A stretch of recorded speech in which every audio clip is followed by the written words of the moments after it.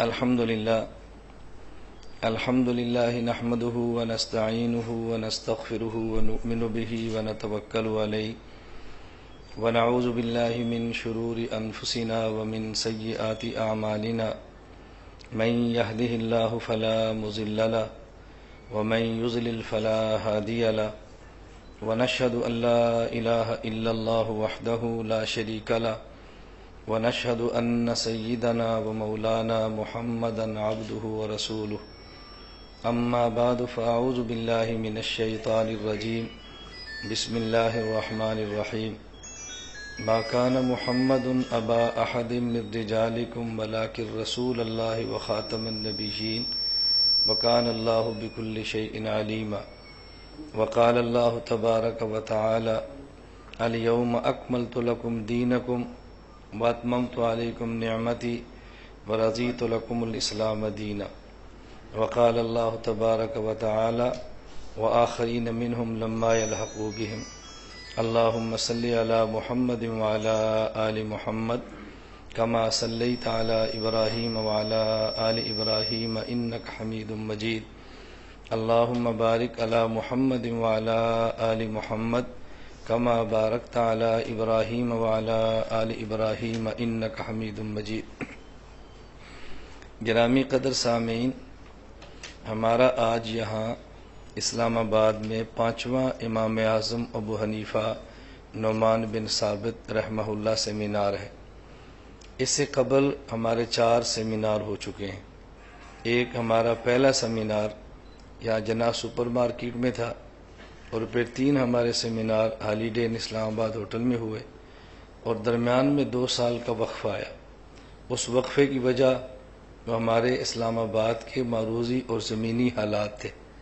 ہم نے ایک مرتبہ سیمینار طے کر لیا، تاریخ متعین ہو گئی، کارڈ تقسیم کر دیے گئے، تو ایک ڈاکٹر صاحب کینیڈا سے تشریف لائے اور انہوں نے اسلام آباد میں آ کے دھرنا دے دیا۔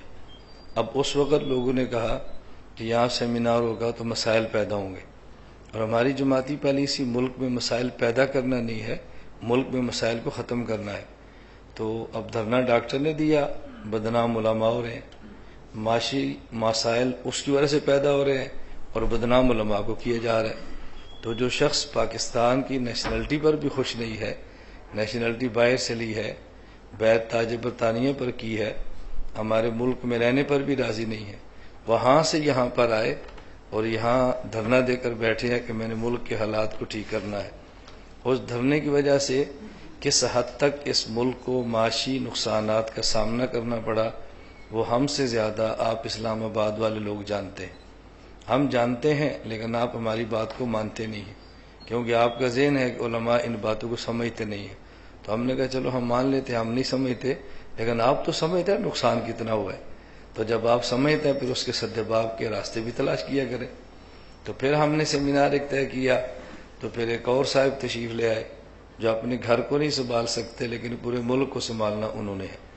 تو اب ان کے لیے مسئلہ پیدا ہو گیا، ہم نے پھر اپنے سیمینار کو سمیٹ لیا کہ ہم لڑتے نہیں ہیں، لیکن آدمی کو تعجب تو ہوتا ہے کہ جو شخص اپنے گھر کو نہیں سنبھال سکتا تو پورے ملک کو سنبھالے گا کیسے، ہماری سمجھ سے باہر ہے۔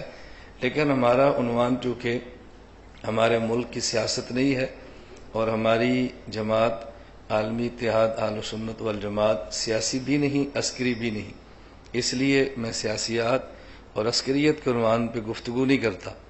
ہماری گفتگو خالص علمی ہے، لیکن تعجب یہ ہے وہ علمی گفتگو بھی قابل قبول نہیں ہے۔ پوری دنیا میں یہ ڈنڈورا پیٹا جا رہا ہے کہ دلائل کے ساتھ بات کرنے کا ہر بندے کو حق ہے، ہر بندے کو حق ہے، تو مولانا محمد الیاس گھمن کو حق کیوں نہیں ہے؟ ہمیں آپ یہ بات سمجھاؤ، ہمیں حق کیوں نہیں ہے؟ لوگ کہتے ہیں نہیں اپنی رائے دینے کا حق ہے، لڑائی نہیں ہونی چاہیے، پھڈا نہیں ہونا چاہیے، لیکن اس کے مطلب یہ کہ ہم رائے دیں اور تم سنو، یہ نہیں کہ تم رائے دو تو ہم سنیں، یہ معنی اس کا نہیں ہے۔ تم نے کہا حق ہے تو پھر سب کو ہے، ہمیں بھی حق ہے، آپ کو بھی حق ہے۔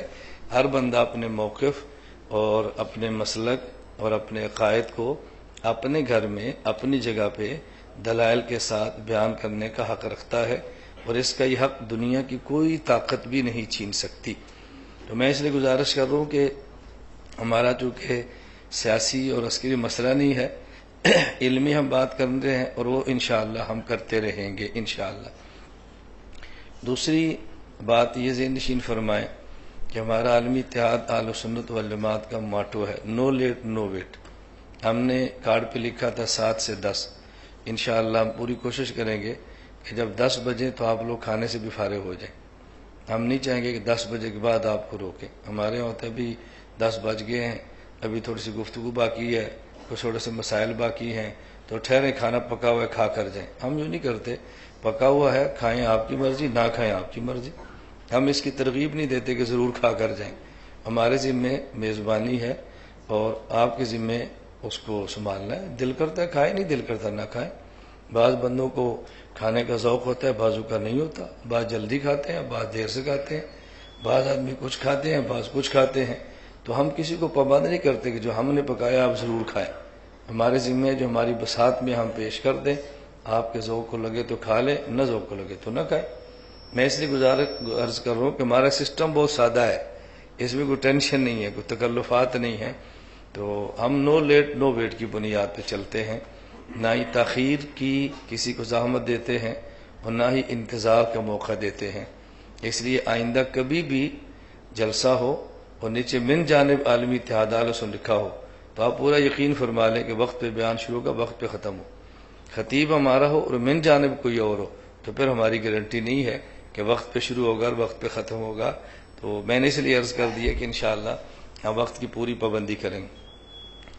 اور تیسری گزارش جو میں کچھ شروع میں کرتا ہوں اور کچھ انشاءاللہ میں آخر میں عرض کروں گا، ہمارے بہت سارے احباب کو اشکال ہے کہ ان حالات میں ایسے سیمینار کی کیا ضرورت ہے۔ آپ امت کے حالات کو سمجھتے نہیں ہیں، آپ کو حالات کا ادراک نہیں ہے، آپ کو احساس نہیں ہے کہ ملک کس رخ پہ جا رہا ہے اور آپ نے یہ معاملات کیوں شروع کر دیے۔ اس پر میں ایک چھوٹا سا واقعہ پیش کرتا ہوں تو شاید آپ کو بات سمجھنے میں زیادہ آسانی ہو۔ امام اعظم ابو حنیفہ نعمان بن ثابت سیمینار ہم نے حالی ڈین اسلام آباد میں رکھا، اور ہمارے یہاں اسلام آباد کے بعض علماء نے مجھے فرمایا کہ سیمینار میں جہاں آپ نے اور حضرات کو دعوت دینی ہے تو رابطہ عالم اسلامی کے ڈپٹی ڈائریکٹر جو اسلام آباد میں رہتے ہیں ان کو دعوت بھی دے دیں، تو آپ دعوت نامے پر ان کا نام بھی لکھ دیں۔ ہم نے ان کا نام لکھ دیا، دعوت نامہ چھپ گیا۔ میں معمول کے مطابق سیمینار سے ایک دن پہلے اسلام آباد آ گیا۔ اب بھی ہمارا سیمینار آج ہے اور میں کل سے اسلام آباد پہنچا۔ ہم ایسے نہیں کرتے بھی آ رہے ہیں قریب پہنچے ہیں بس تھوڑی انتظار فرمائیں، یہ ہماری ترتیب ہی نہیں ہے۔ تو میں کل سے یہاں پر پہنچا، ہم اپنے کام میں لگے ہوئے ہیں۔ تو میں ایک دن پہلے پہنچ گیا۔ میں نے ان مولانا صاحب سے پوچھا کہ آپ کے فرمانے پر میں نے دعوت نامے پر ڈپٹی ڈائریکٹر رابطہ عالم اسلامی جو اسلام آباد میں ان کا نام تو لکھ دیا ہے، آپ نے دعوت بھی دی ہے؟ کہتے نہیں۔ تو میں نے کہا آپ نے نام لکھوایا اور دعوت نہیں دی، اس بندے کے ساتھ کتنی بڑی زیادتی ہے۔ اب وہ تشریف نہیں لائیں گے، لوگ ان سے پوچھیں گے آپ ان کے پروگرام میں کیوں نہیں آئے، وہ کہیں گے مجھے پتہ ہی نہیں ہے۔ اب لوگ ہمیں کہیں گے لوگ جھوٹ بولتے ہیں، بلا وجہ دائیں بائیں کے نام لکھ لیتے ہیں۔ تو میں نے کہا آپ کو تو بگڑنا کچھ نہیں، ہمارا رہنا کچھ نہیں، اس لیے کہ ہمارے خلاف تو ویسے ہی دن رات لوگ ایک ہیں، تو مزید آپ نے ہتھیار ان کو دے دیا ہے۔ تو میں نے گزارش کی چلیں ایسا کرتے ہیں کہ ان کو جا کر دعوت دیتے ہیں۔ خیر ہم نے یہاں رابطہ کیا، وقت ملا تو ہم ان کے یہاں چلے گئے۔ سیمینار ہمارا اتوار کو تھا، اب ہم ہفتے کو پہنچے تو انہوں نے مجھ سے سب سے پہلے یہی سوال کیا کہ امام اعظم ابو حنیفہ کے نام پر آپ کو سیمینار منعقد کرنے کی کیا ضرورت ہے، کیونکہ میں نے گفتگو سے محسوس کیا کہ حضرت امام صاحب رحمہ اللہ کے بارے میں کچھ وہ کنفیوژن کے شکار ہیں، کچھ ان کا ذہن صاف نہیں ہے، کچھ غلط فہمیاں ان کے دماغ میں بھی موجود ہیں، گفتگو سے اندازہ ہو جاتا ہے۔ تو انہوں نے مجھ سے سوال کیا کہ آپ کو اس نام پر سیمینار کی کیا ضرورت ہے۔ میں نے ان سے کہا میں آپ کی خدمت میں ایک گزارش کرتا ہوں، باتیں اور بھی ہماری ہوئی، بڑی دلچسپ ہماری گفتگو تھی، جو علماء اس میں شریک تھے تو انہی کو اندازہ ہے۔ آپ میں سے بہت سارے احباب نہیں، اکثر ایسے ہیں جو کبھی بھی میری علمی مجلس میں نہیں بیٹھے، زیادہ سے زیادہ کوئی سیمینار سن لیا ہوگا، کوئی بیان سن لیا ہوگا، کوئی نیٹ پہ دیکھ لیا ہوگا، کوئی ہلا گلا دیکھ لیا ہوگا، پھر ایک ذہن بنا کر بیٹھ جاتے ہیں کہ مولانا صاحب ایسے ہیں۔ جب نجی مجالس پہ بیٹھیں یا گفتگو علمی مسائل کی ہو تو پھر ہی کسی بندے کے بارے میں فیصلہ رائے قائم کی جا سکتی ہے کہ بندہ کیسا ہے۔ خیر، ہماری کچھ مسائل پہ بڑی دلچسپ گفتگو چلی۔ جب انہوں نے یہ بات کی تو میں نے کہا اس وقت دنیا میں جتنے بھی حکمران ہیں اسلامی ممالک کے، آپ کا ان کے بارے میں کیا ذہن ہے کہ ان کی اپنی زندگی 100% شریعت کے مطابق ہے؟ مجھے کہتے ہیں نہیں۔ تو میں نے کہا جب اسلامی حکومت ہو اور حاکم کی عملی زندگی شریعت کے مطابق نہ ہو تو ایسے حاکم کو تسلیم کرنے کی گنجائش ہے؟ مجھے کہتے ہیں ہے۔ میں نے کہا کس امام کیا؟ کہتے ہیں امام ابو حنیفہ کیا۔ میں نے کہا اب سمجھا کیوں منعقد کی ہے؟ یہ جو ملک میں دھماکے، قتل و غارت، گولیاں برسائی جا رہی ہیں، آپ امام صاحب کے بغیر اس قوم کو قابو نہیں کر سکتے۔ ملک پاکستان میں 95% جو مسلمان ہے یہ امام ابو حنیفہ رحمہ اللہ کا مقلد ہے، امام صاحب کو فالو کرتا ہے، امام صاحب کی بات کو قبول کرتا ہے۔ تو ہم چاہتے ہیں اسلام آباد ہالیڈے ان میں سیمینار منعقد کر کے امام صاحب کے مقلدین کو بجائیں کہ اگر حاکم فاسق بھی ہو اور قتل و غارت سے نقصان ہوتا ہو تو ایسے حاکم کو قبول کرنے کی گنجائش موجود ہے۔ اتنا خوش ہوا، مجھے کہتا ہے پھر تو سیمینار میں ضرور آنا چاہیے، مجھے ضرور آنا چاہیے، لیکن اب اتوار ہفتہ ہے، کیا کریں؟ تو آپ ایسا کریں کہ جدہ ڈاکٹر عبد المحسن ترکی کو آپ فیکس کریں، نمبر میں دیتا ہوں، وہ فوراً مجھے لکھیں گے، وہ تو نہیں آ سکتے تو پھر میں آؤں گا، لیکن بظاہر آنا مشکل ہوگا چونکہ اب ہفتہ ہے، چھٹی ہوتی ہے، فیکس قبول ہوگی نہیں ہوگی۔ تو میں اس طرح گزارش کرتا ہوں، ان کو میری بات پھر بہت جلدی سمجھ آئی، پھر انہوں نے کہا کہ واقعتاً اس نام پر پاکستان میں سیمینار بہت ضروری ہیں۔ اب آپ کو سمجھ آیا کہ اس نام پہ سیمینار پہ کتنا ضروری ہے؟ آپ کے ذہن میں خاص ایک نقطہ ہے کہ جب امام صاحب کا نام لیں گے تو رفع دین کی بحث چھیڑ دیں گے، امام صاحب کا نام لیں گے تو غیر مقلد کافر کہہ دیں گے، امام صاحب کا نام لیں گے تو فرقہ واریت بھڑکا دیں گے۔ ہم پاگل ہیں، ہمیں نہیں پتا اس ملک کو کیسے سنبھالنا ہے۔ مجھے بہت تعجب ہوتا ہے، میں کراچی تھا تو علماء ملنے کے لیے ہر جگہ پہ پتہ چلے تو آ ہی جاتے ہیں، یہاں جن کو پتہ چلا وہ آئے تھے، جن کو نہیں پتہ چلا مجھے فرماتے بھی ہیں بھئی تو آتا ہے تو بتاتا نہیں ہے۔ میں نے کہا یار میں تم سے ڈرتا ہوں، تم اسلام آباد کے شہری علماء ہو، میں 87 چاہ کا دیہاتی مولوی ہوں، تو آپ کو کافی مجھ سے ملنے میں دشواریاں پیش آتی ہیں۔ پہلے سمجھتے ہیں کہ اس کا سٹیٹس نہیں ہے، ہم اس کو ملنے کے لیے جائیں، آپ انتظار کرتے ہیں کہ ہمارے جامعہ میں کب آئے گا۔ تو میں تو بہت آیا ہوں اور جاتا بھی ہوں، آئندہ بھی آتا رہوں گا، لیکن کبھی نہ بھی وقت ہو تو بندہ نہیں بھی جا سکتا نا۔ تو خیر وہ بیٹھے تھے، ایک مفتی صاحب مجھے فرمانے لگے کہ مولانا صاحب آپ کچھ حالات کا ادراک کریں، اپنی تاریخ کا تھوڑا سا رخ آپ مثبت کریں، کچھ سمجھیں کیا ہو رہا ہے دنیا میں۔ میں نے کہا مفتی صاحب آپ پیدا کہاں پر ہوئے؟ کہتے کراچی۔ میں نے کہا آپ نے پڑھا کہاں پر ہے؟ مجھے کہتے کراچی۔ میں نے کہا پڑھاتے کہاں پر ہیں؟ مجھے کہتے کراچی۔ میں نے کہا میں پیدا 87 چک سرگودا گاؤں میں ہوں، پڑھا میں نے کراچی ہے اور گھومتا پوری دنیا میں ہوں، اب حالات کے ادراک آپ کو ہے یا مجھے ہے؟ میں نے کہا کنویں کا مینڈک آپ ہیں یا میں ہوں؟ مجھے آپ سمجھائے۔ اب تھوڑا سا ان کو جھٹکا تو لگا، لیکن میں جھٹکا دیتا ہوں تاکہ ان کو ذہن ہو کہ ہماری دنیا کتنی چھوٹی ہے۔ میں نے کہا میں تو ہر مہینے 1-2 ملک سفر کرتا ہوں، ہر مہینے 11 گھنٹے میرا جہاز اڑتا ہے دوسرے ملک جانے کے لیے، تو مجھے نہیں پتا دنیا میں کیا ہو رہا ہے۔ عجیب بات ہے، میں پیدا دیہات میں ہوں، پڑھا میں نے کراچی ہے اور کام میں دنیا میں کرتا ہوں، اور مجھے آپ سمجھا رہے ہیں کہ تجھے حالات کا نہیں پتا۔ یہ مجھے آپ کو بتانا چاہیے کہ مفتی صاحب آپ کو حالات کا نہیں پتا، آپ تھوڑا سا خیال فرمائیں۔ میں نے کہا بھائی کراچی میں پیدا ہونے کا معنی یہ نہیں ہے جو آپ فرما رہے ہیں۔ یہ میں باتیں اس لیے عرض کروں، میری عادت ہے میں کھلی بات کرتا ہوں، اور میں بحمداللہ دائی اور مبلغ ہوں، اور دائی جو سامعین سے متاثر ہو وہ دائی کہلانے کے قابل ہی نہیں ہے، چاہے جائے کہ وہ دائی بننے کے قابل ہو۔ اگر میں حالات سے متاثر ہوتا تو کب سے میں نے کام چھوڑ دیا ہوتا، کب سے۔ میرے خلاف پروپیگنڈے کا جو طوفان ہے نا، اس میں 99% اپنے 1% غیر ہوگا۔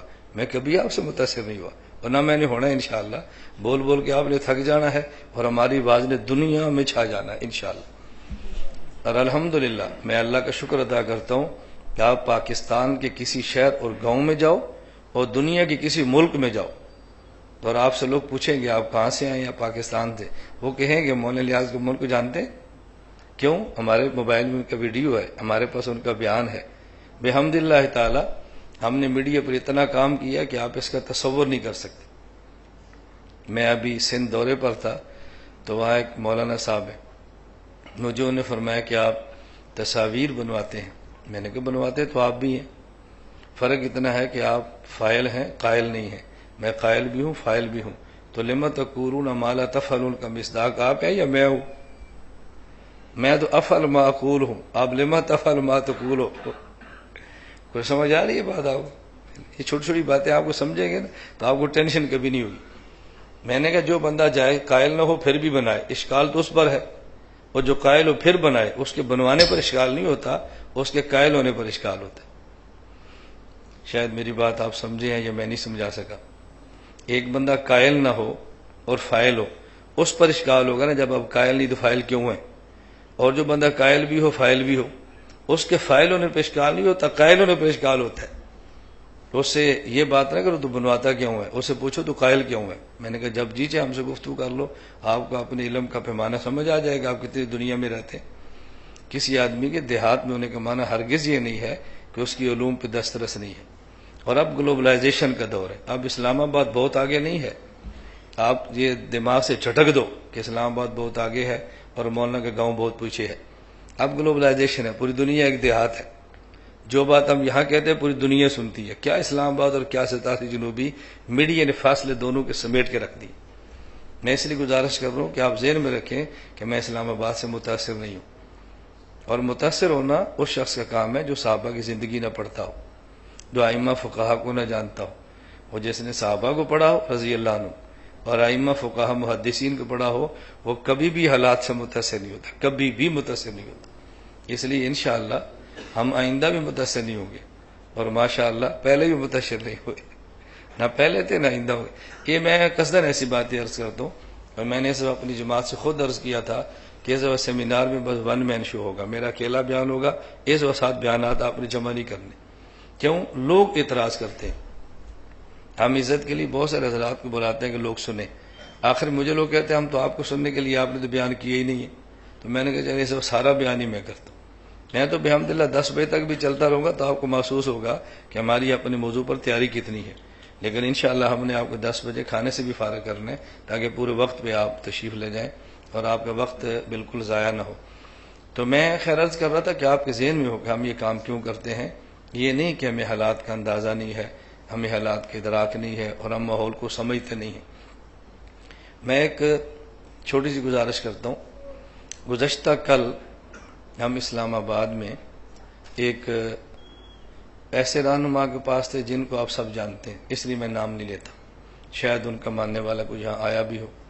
ہم بیٹھے ہوئے تھے تو مجھے انہوں نے یہ بات سمجھائی کہ آپ عالمی حالات دیکھو، مسلمانوں کے خلاف گھیرا کتنا تنگ کیا جا رہا ہے، اور آپ نے جو گفتگو شروع کر رکھی ہے اس کا نقصان کتنا ہو رہا ہے۔ میں نے کہا جو گفتگو میں نے شروع کر رکھی ہے کبھی آپ نے سنی ہے؟ کبھی میری گفتگو آپ نے سنی ہے؟ ابھی میں آپ کو ملنے کے لیے اور آپ نے نصیحتیں شروع کی ہیں، کبھی آپ میرے پاس آئے مجھے سمجھانے کے لیے؟ کبھی مجھ سے آپ نے رابطہ کیا ہو کہ میں حالات خراب کر رہا ہوں تو مجھے سمجھاؤ؟ کبھی آپ نے صبر کیا؟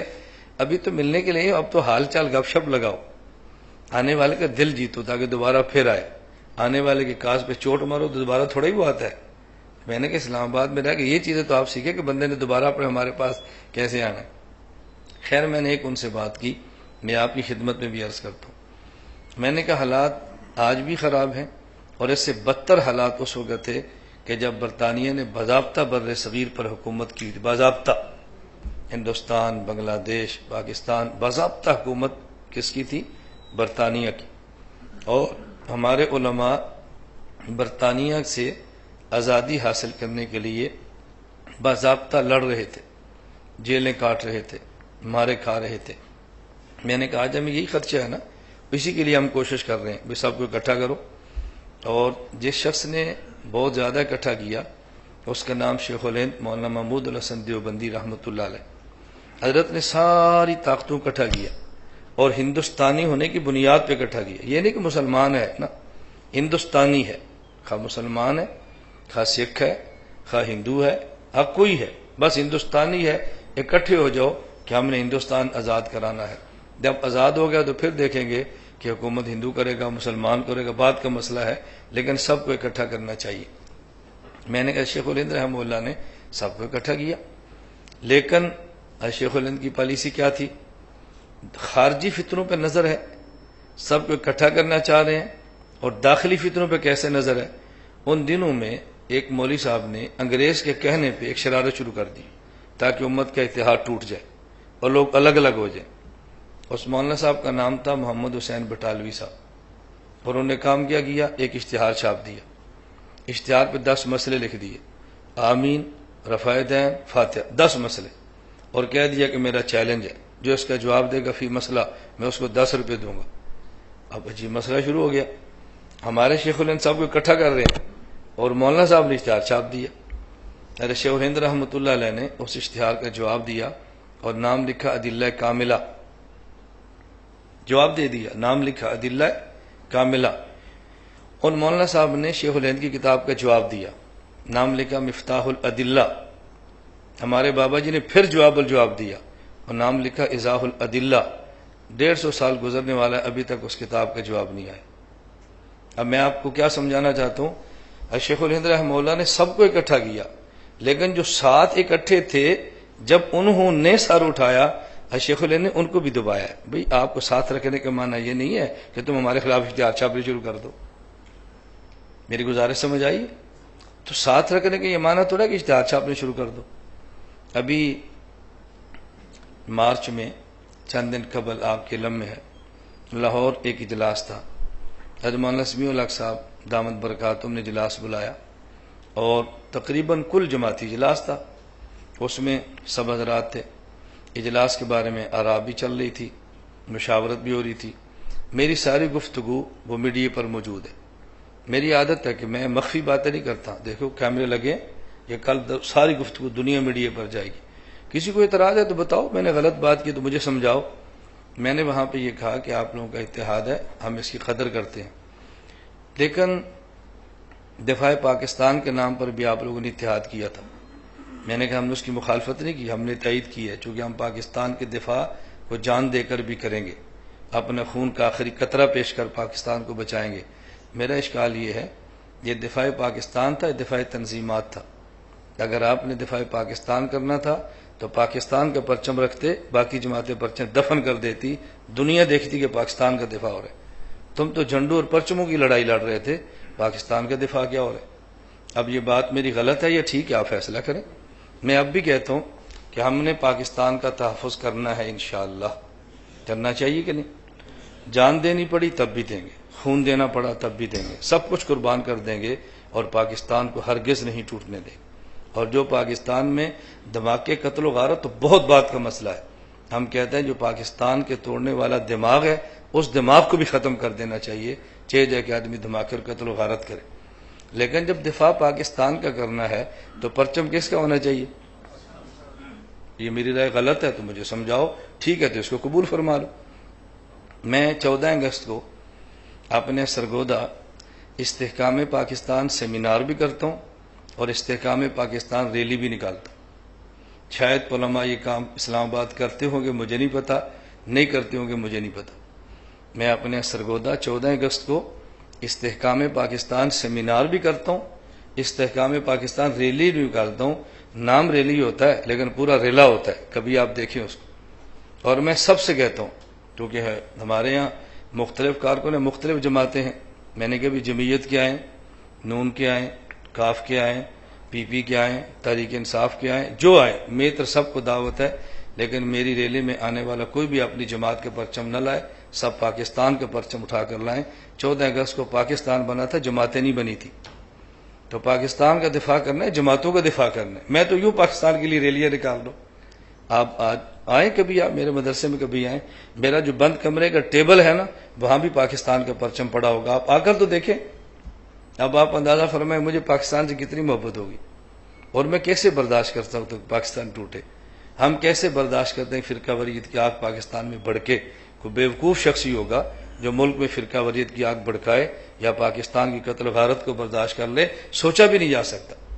میں نے یہ تھوڑی سی گفتگو ابتدا میں عرض کی ہے، میں نے کہا کچھ میں آخر میں بھی عرض کروں گا، صرف یہ بات سمجھانے کے لیے کہ ہمارے سیمینار کا مقصد کیا ہے۔ ہمارے ہاں ایک پروپیگنڈا اتنا شدید کر دیا گیا ہے کہ جب بھی کوئی بندہ کہے گا امام ابو حنیفہ تو لوگ کہیں گے یہ اہل حدیث کے خلاف تقریر ہونے لگی ہے۔ آپ نے کیسے پہچان لیا اس کو ان کے خلاف تقریر لگی ہے؟ میری گزارش سمجھ آ رہی؟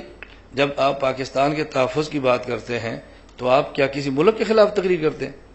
پاکستان کے تحفظ کی بات کرنے کا معنی یہ نہیں ہے کہ ہم ہمسایہ ملکوں میں آگ لگا رہے ہیں۔ امام ابو حنیفہ کے مناقب بیان کرنے کا معنی یہ نہیں ہے کہ کسی کے خلاف جلسہ منعقد ہو رہا ہے۔ یہ کتنی منفی سوچ پھیلا دی گئی ہے اور ایسا پروپیگنڈا کر دیا گیا ہے تاکہ کوئی بندہ اپنے مسلک پر اپنے مجمع بات نہ کرے۔ نہیں جی فرقہ واریت پھیلائی جا رہی ہے۔ فرقہ واریت کا نسور ہے اور یہ صرف زبان سے ختم نہیں ہونا، اپنی عملی زندگی سے ختم کرنا ہے انشاءاللہ۔ دہشت گردی صرف بولنے سے ختم نہیں ہونی، عملی زندگی سے ختم ہونی ہے۔ اور جس حد تک اللہ نے توفیق عطا فرمائی ہم ان دونوں لعنتوں سے اپنے ملک کو صاف ضرور کریں گے انشاءاللہ۔ تو میں نے مختصر سی ابتدائی گفتگو کی ہے تو آپ کے ذہن میں رہے حضرت امام صاحب کے نام پر ہم نے سیمینار منعقد کیوں کیا ہے۔ کچھ تھوڑی بات تو سمجھ آ گئی نا، ساری نہیں سمجھ آتی، تھوڑی بہت آ جائے بس بہت ہے، پہلی دفعہ ساری نہیں آئے گی۔ اور میں سمجھتا ہوں کہ میرے اس گفتگو پر تبصرے کیا ہونے ہیں وہ تبصرے ذہن میں رکھ کے میں بات کرتا ہوں، لیکن بات ہم پوری سمجھانے کی کوشش کرتے ہیں۔ میں اب حضرت امام صاحب رحمۃ اللہ علیہ کے حوالے سے چند ایک باتیں آپ کی خدمت میں پیش کرتا ہوں اور اس کے آخر میں انشاءاللہ میں سیمینار کے حوالے سے بھی ایک دو باتیں عرض ضرور کروں گا۔ پہلی بات سمجھیں کہ حضرت امام اعظم ابو حنیفہ نعمان بن ثابت رحمہ اللہ تعالی ان کی شخصیت پر میں بات کروں گا، لیکن پہلے بنیادی بات سمجھ لیں۔ حضرت امام اعظم ابو حنیفہ نعمان بن ثابت رحمہ اللہ تعالی ہم قرآن کریم کے موجود ہونے کے باوجود، حدیث پاک کے موجود ہونے کے باوجود پھر بھی ان کی تقلید کیوں کرتے ہیں؟ کیا قرآن کریم کافی نہیں ہے؟ کیا حدیث پاک کافی نہیں ہے؟ کیا اللہ کے رسول صلی اللہ علیہ وسلم کافی نہیں ہے؟ کیا صحابہ کرام کافی نہیں ہیں؟ ان سب کے ہونے کے باوجود ہمیں امام اعظم ابو حنیفہ نعمان بن ثابت رحمہ اللہ کی تقلید کرنے کی ضرورت کیوں پیش آئی ہے؟ اس کی وجہ کیا ہے؟ اب ذرا بات اچھی طرح سمجھیں۔ ایک حدیث پاک آپ نے کئی بار سنی ہوگی، میں اگر اس حدیث کے ایک جز پر بات کروں تو بلا مبالغہ مجھے کم از کم 1 گھنٹہ چاہیے، کم از کم۔ میں اس کے ایک جز پر بات کروں تو بلا مبالغہ کم از کم مجھے 1 گھنٹہ چاہیے۔ حدیث پاک کیا ہے؟ رسول اکرم صلی اللہ علیہ وسلم نے ارشاد فرمایا فضلت علی الانبیاء بست، اللہ رب العزت نے 6 مخصوص انعامات مجھے عطا فرما کے بقیہ انبیاء پر مجھے فضیلت عنایت فرمائی ہے۔ وہ 6 چیزیں کون سی ہیں؟ اوتیت جوامع الکلم، اللہ نے مجھے جوامع الکلم دی ہے۔ نمبر 2 نصرت بالرعب، میرا مخالف مجھ سے 1 ماہ کی مسافت پر ہوتا ہے تو میرا وہاں اس پر رعب چھا جاتا ہے، اللہ نے یہ رعب کی دولت مجھے دی ہے۔ وحلت لی الغنائم، مال غنیمت کو میرے لیے حلال قرار دیا ہے۔ جعلت لی الارض مسجدہ، پوری زمین کو میرے لیے سجدہ گاہ بنایا ہے۔ وطہورا، اور پوری زمین کو میرے لیے پانی کی جگہ پاک کرنے والی بنایا ہے۔ وارسلت الی الخلق کافہ، اور مجھے تمام مخلوقات کا نبی بنا کر بھیجا ہے۔ یہ 6 چیزیں مجھے عطا فرمائیں۔ میں حدیث پاک کی تشریح معمول کی تشریح سے ہٹ کر رہا ہوں، یہ تشریح کسی اور جگہ آپ سنیں گے تو یہ نہیں ملے گی جو میں کر رہا ہوں، اس لیے بعضوں کو تھوڑا سا اشکال ہوگا، آپ کو تو پتہ ہی نہیں جو باتیں میں نے بات عرض کر دی۔ یہ 6 چیزیں کیوں دی ہیں؟ ختم بی النبیون، اس لیے کہ میں آخری نبی ہوں۔ تو یہ 6 چیزیں ختم بی النبیون کی ضرورتیں ہیں۔ ان میں سے پہلی چیز کیا ہے کہ اللہ نے مجھے جوامع الکلم دی ہے۔ جوامع جامعہ کی جمع ہے، الکلم الکلمہ کی جمع ہے۔ تو جوامع الکلم کا معنی کیا ہے؟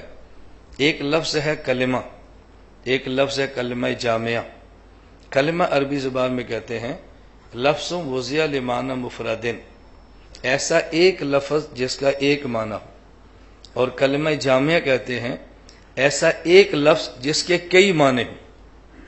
پہلے انبیاء کو اللہ نے کلم عطا فرمائی اور ہمارے نبی کو اللہ نے جوامع الکلم عطا فرمائے۔ پہلے نبیوں کو جوامع الکلم نہیں دیے، کلم دیے۔ ہمارے نبی کو کلم نہیں دیے، جوامع الکلم دیے۔ پہلے نبیوں کو ایسے الفاظ دیے، ایک لفظ ایک مسئلہ، ایک لفظ ایک مسئلہ، ایک لفظ ایک معنی۔ اور ہمارے نبی پاک کو ایسا لفظ دیا کہ لفظ ایک ہے اور اس کے نیچے جو مسائل ہیں وہ ایک نہیں ہے، وہ ہزاروں ہیں۔ ایسا کیوں دیا؟ اس کی وجہ کیا ہے کہ پہلے نبیوں میں سے ہر نبی ایک خاص قوم کا نبی، ایک خاص بستی کا نبی، ایک خاص وقت کا نبی۔ میں نے 3 لفظ کہے ہیں، خاص قوم کا نبی، خاص علاقے کا نبی اور خاص وقت کے لیے نبی۔ اور ہمارے نبی اقوام عالم کے نبی، ایک قوم نہیں، تمام قوموں کے نبی۔ ہمارے نبی ایک جگہ کے نبی نہیں ہے، سارے آسمان و زمین کرۂ ارض کے نبی۔ پہلے انبیاء میں سے ہر نبی ایک وقت کے لیے نبی ہے، اور ہمارے نبی ایک وقت کے لیے نہیں، قیامت تک کے لیے نبی۔ اب پہلے نبیوں میں سے ہر نبی جب ایک قوم کا نبی ہے، اس کو اتنے مسائل چاہیے جو اس قوم کے لیے کافی ہوں۔ ایک علاقے کا نبی ہے، اتنے مسائل چاہیے جو اس علاقے کے لیے کافی ہوں۔ پہلا نبی ایک زمانے کے لیے نبی ہے تو اس کو زمانے کے لیے مسائل چاہیے۔ اب ہمارے پیغمبر صلی اللہ علیہ وسلم کو مسائل چاہیے جو قیامت تک آنے والے ہر آدمی کے لیے ہیں، ہر قوم کے لیے ہیں، مشرق و مغرب کے لیے ہیں، شمال و جنوب کے لیے ہیں، کالے گورے کے لیے ہیں، عورت مرد کے لیے ہیں، پڑھے لکھے ان پڑھ کے لیے ہیں۔ اب آپ ایمان کے ساتھ بتاؤ، میں علم انسانی کے مطابق آپ سے سوال کرتا ہوں، انسانی علم کے مطابق رسول اللہ صلی اللہ علیہ وسلم کی جو امت کے افراد ہیں یہ محدود ہیں یا غیر محدود ہیں؟ بتائیے۔ اللہ کے علم میں تو ہیں، ہمارے یہاں غیر۔ جب غیر محدود ہیں تو ہمارے نبی کو جو مسائل چاہیے محدود یا غیر محدود؟ تو پھر اللہ اپنے نبی کو قرآن کتنا بڑھا دیتے؟ اگر ہر مسئلے کے لیے ایک آیت چاہیے تو قرآن کتنا بڑا ہونا چاہیے تھا؟ اگر ہر مسئلے کے لیے ایک حدیث چاہیے تو بتاؤ اللہ کے نبی کو حدیث کتنی ملنی چاہیے؟ قرآن کریم کی آیات کی تعداد ہے تقریباً 7,500، تقریباً کم و بیش، اور احادیث کی تعداد ہے تقریباً 50,000۔ ایک قول ہے 4,000، ایک ہے 10,000 اور ایک ہے 50,000۔ آپ کے ذہن میں ایک الجھن آئے گی کہ ہم نے تو سنا کہ فلاں امام 6 لاکھ حدیث کا حافظ ہے، یحییٰ بن معین 10 لاکھ حدیث کے حافظ ہیں، اور یہ مولوی کہہ رہا ہے کہ 50,000 ہیں ہی 50,000، تو پھر 6 لاکھ کے حافظ کیسے بن گئے؟ یہ بات اچھی طرح سمجھیں۔ حدیث میں 2 چیزیں ہوتی ہیں، ایک حدیث کا متن، اللہ کے نبی نے کیا فرمایا صلی اللہ علیہ وسلم، اللہ کے نبی نے کیا کیا صلی اللہ علیہ وسلم، یہ متن ہے، اور ایک اس متن کو نقل کرنے والے افراد، انہیں کہتے ہیں راوی۔ ایک راوی ہے اور ایک متن ہے۔ اب جو متون ہے نا، حضور پاک ارشادات یا حضور پاک کے اعمال، یہ جو متون ہیں یہ 50,000 ہے، اور لاکھوں کی تعداد کیسے بنتی ہے؟ ایک حدیث ہے کہ رسول اللہ صلی اللہ علیہ وسلم نے موضوع پر مسح فرمایا، یہ ایک حدیث ہے، اس کو نقل کرنے والے ہیں 70 صحابہ رضی اللہ عنہم اجمعین۔ تو محدثین فرماتے ہیں کہ موضع پر مسح کرنے کی 70 حدیثیں ہیں کتنی؟ ایک، اور بن کتنی گئی؟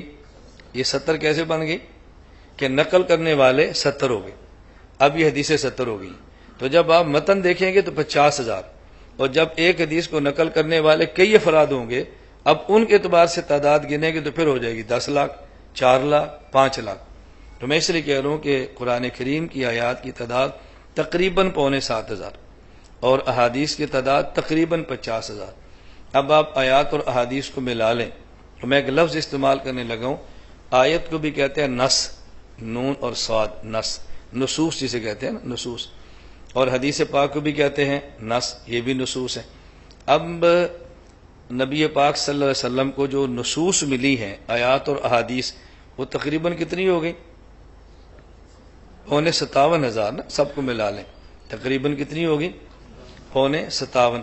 اب آپ بتائیں ہمارے پیغمبر کو مسائل کتنے چاہیے؟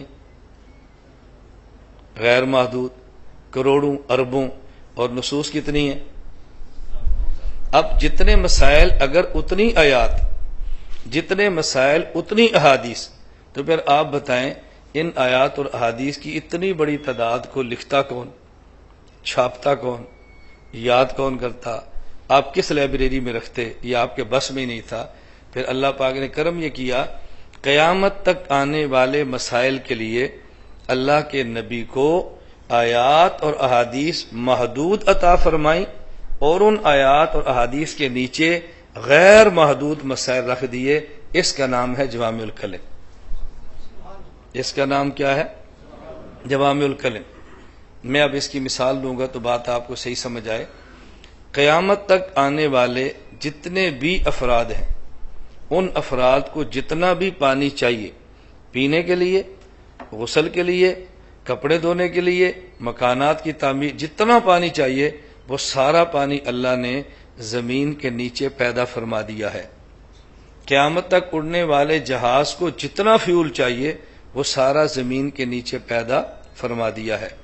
قیامت تک چلنے والے جنریٹر اور انجن کو جتنا بھی ڈیزل چاہیے یا پیٹرول وہ سارا اللہ نے زمین کے نیچے پیدا فرما دیا ہے. قیامت تک آنے والی مشینری اور قیامت تک آنے والے چولہے کے لیے جتنا بھی گیس چاہیے اللہ نے زمین کے نیچے پیدا فرما دیا ہے. کیوں؟ اگر اللہ قیامت تک آنے والے انسان کی ضرورت کے لیے پانی کو زمین کے نیچے رکھنے کی بجائے زمین کے اوپر رکھ دیتے تو آپ بتاؤ سیلاب آتا اور لوگ سیلاب میں تباہ ہو جاتے، کوئی آدمی زندہ رہ سکتا تھا؟ اگر یہ گیس اور پیٹرول اور ڈیزل یہ زمین کے نیچے رکھنے کی بجائے اللہ زمین کے اوپر رکھ دیتے تو امت جھلس کے مر جاتی، آگ لگ جاتی، کوئی آدمی نہ بچتا. لیکن اللہ نے کرم کیا کیا، قیامت تک آنے والے آدمی کی ضرورت کے لیے پانی، ڈیزل، آئل، فیول، گیس، یہ سب چیزیں زمین کے نیچے رکھ دی ہیں. قیامت تک آنے والے آدمی کو جتنے مسائل چاہیے سارے آیات اور احادیث کے نیچے رکھ دیے ہیں. زمین کے اوپر ضروریات کو رکھ دیتے انسان تباہ ہو جاتا، اور مسائل جتنے چاہیے اتنی آیات احادیث دیتے تو جمع کرنا اور سنبھالنا انسان کے بس میں نہ ہوتا. اللہ پاک نے کرم کیا کہ انسانوں کے لیے اربوں مسائل آیات حدیث کے نیچے رکھ دیے، اور اس کو نکالنے کے لیے امت کو فقہا عطا فرما دیے. جب کوئی مسئلہ پیش آئے گا تو قرآن کی آیت کے نیچے ہوگا، فقی وہاں سے نکال کے دے گا. جب کوئی مسئلہ پیش آئے حدیث کے نیچے ہوگا، فقی نکال کے دے دے گا. بالکل اسی طرح کہ قیامت تک آنے والے آدمی کو جب پانی چاہیے تو انجینئر ہوگا جو زمین کے نیچے سے پانی نکال کے دے دے گا. اب کوئی بندہ آپ سے پوچھے کہ جب اللہ پاک نے پیٹرول بنا دیا ہے، پیٹرول اللہ نے بنا دیا ہے، پانی بنا دیا ہے، ڈیزل بن گیا ہے، تو پھر کالجوں کی کیا ضرورت ہے؟ انجینئر آپ نے کیا کرنے ہیں؟ کیوں انجینئروں کو مانتے ہو؟ آپ کیا کہیں گے؟ بھئی ہم انجینئر اس لیے نہیں مانتے کہ انجینئر پانی کو پیدا کرتا ہے، اس لیے نہیں مانتے کہ گیس اور پیٹرول کو بناتا ہے. ہم اس لیے بناتے ہیں انجینئر کہ زمین کے نیچے ہماری ضرورت کا جو پانی اور گیس موجود ہے ہم نہیں نکال سکتے، انجینئر ہمیں نکال کے دیتا ہے. ہم امام، جب قرآن موجود ہے، حدیث موجود ہے، امام کی کیا ضرورت ہے؟ ہم نے کہا ہم امام اس لیے نہیں مانتے کہ امام مسئلے بناتا ہے، ہم امام اس لیے مانتے ہیں کہ جو مسئلہ قرآن کے نیچے بنا ہوا موجود ہے، حدیث کے نیچے بنا ہوا موجود ہے، ہم نہیں نکال سکتے تو امام قرآن کے نیچے سے مسئلہ نکال کے ہمیں دے دیتا ہے. اب آپ مجھے بتائیں کہ قرآن حدیث کے ہوتے ہوئے امام کی ضرورت ہے یا نہیں؟ فرق کیا ہے؟ جو آدمی دنیا میں انجینئر کا مخالف ہو جائے گا اس کو پانی نہیں ملے گا. انجینئر کو قتل کرنا شروع کر دے گا ان کو گیس اور پیٹرول نہیں ملے گا. کیوں؟ انجینئر ہوں گے تو گیس پیٹرول نکلے گا نا. آپ ان کو مارنا شروع کر دو، اور جب علماء کو قتل کرنا شروع کر دیں گے تو پھر آپ کو مسائل نہیں ملیں گے. ہمیں مسائل بھی چاہیے، ہمیں اس دنیا کی ضرورتیں بھی چاہیے. دنیا کی ضرورتیں آپ کو چاہیے تو پھر انجینئر اور ڈاکٹر کی حفاظت کریں، اور اگر آپ کو قرآن و سنت کے مسائل چاہیے تو پھر علماء کی حفاظت کریں.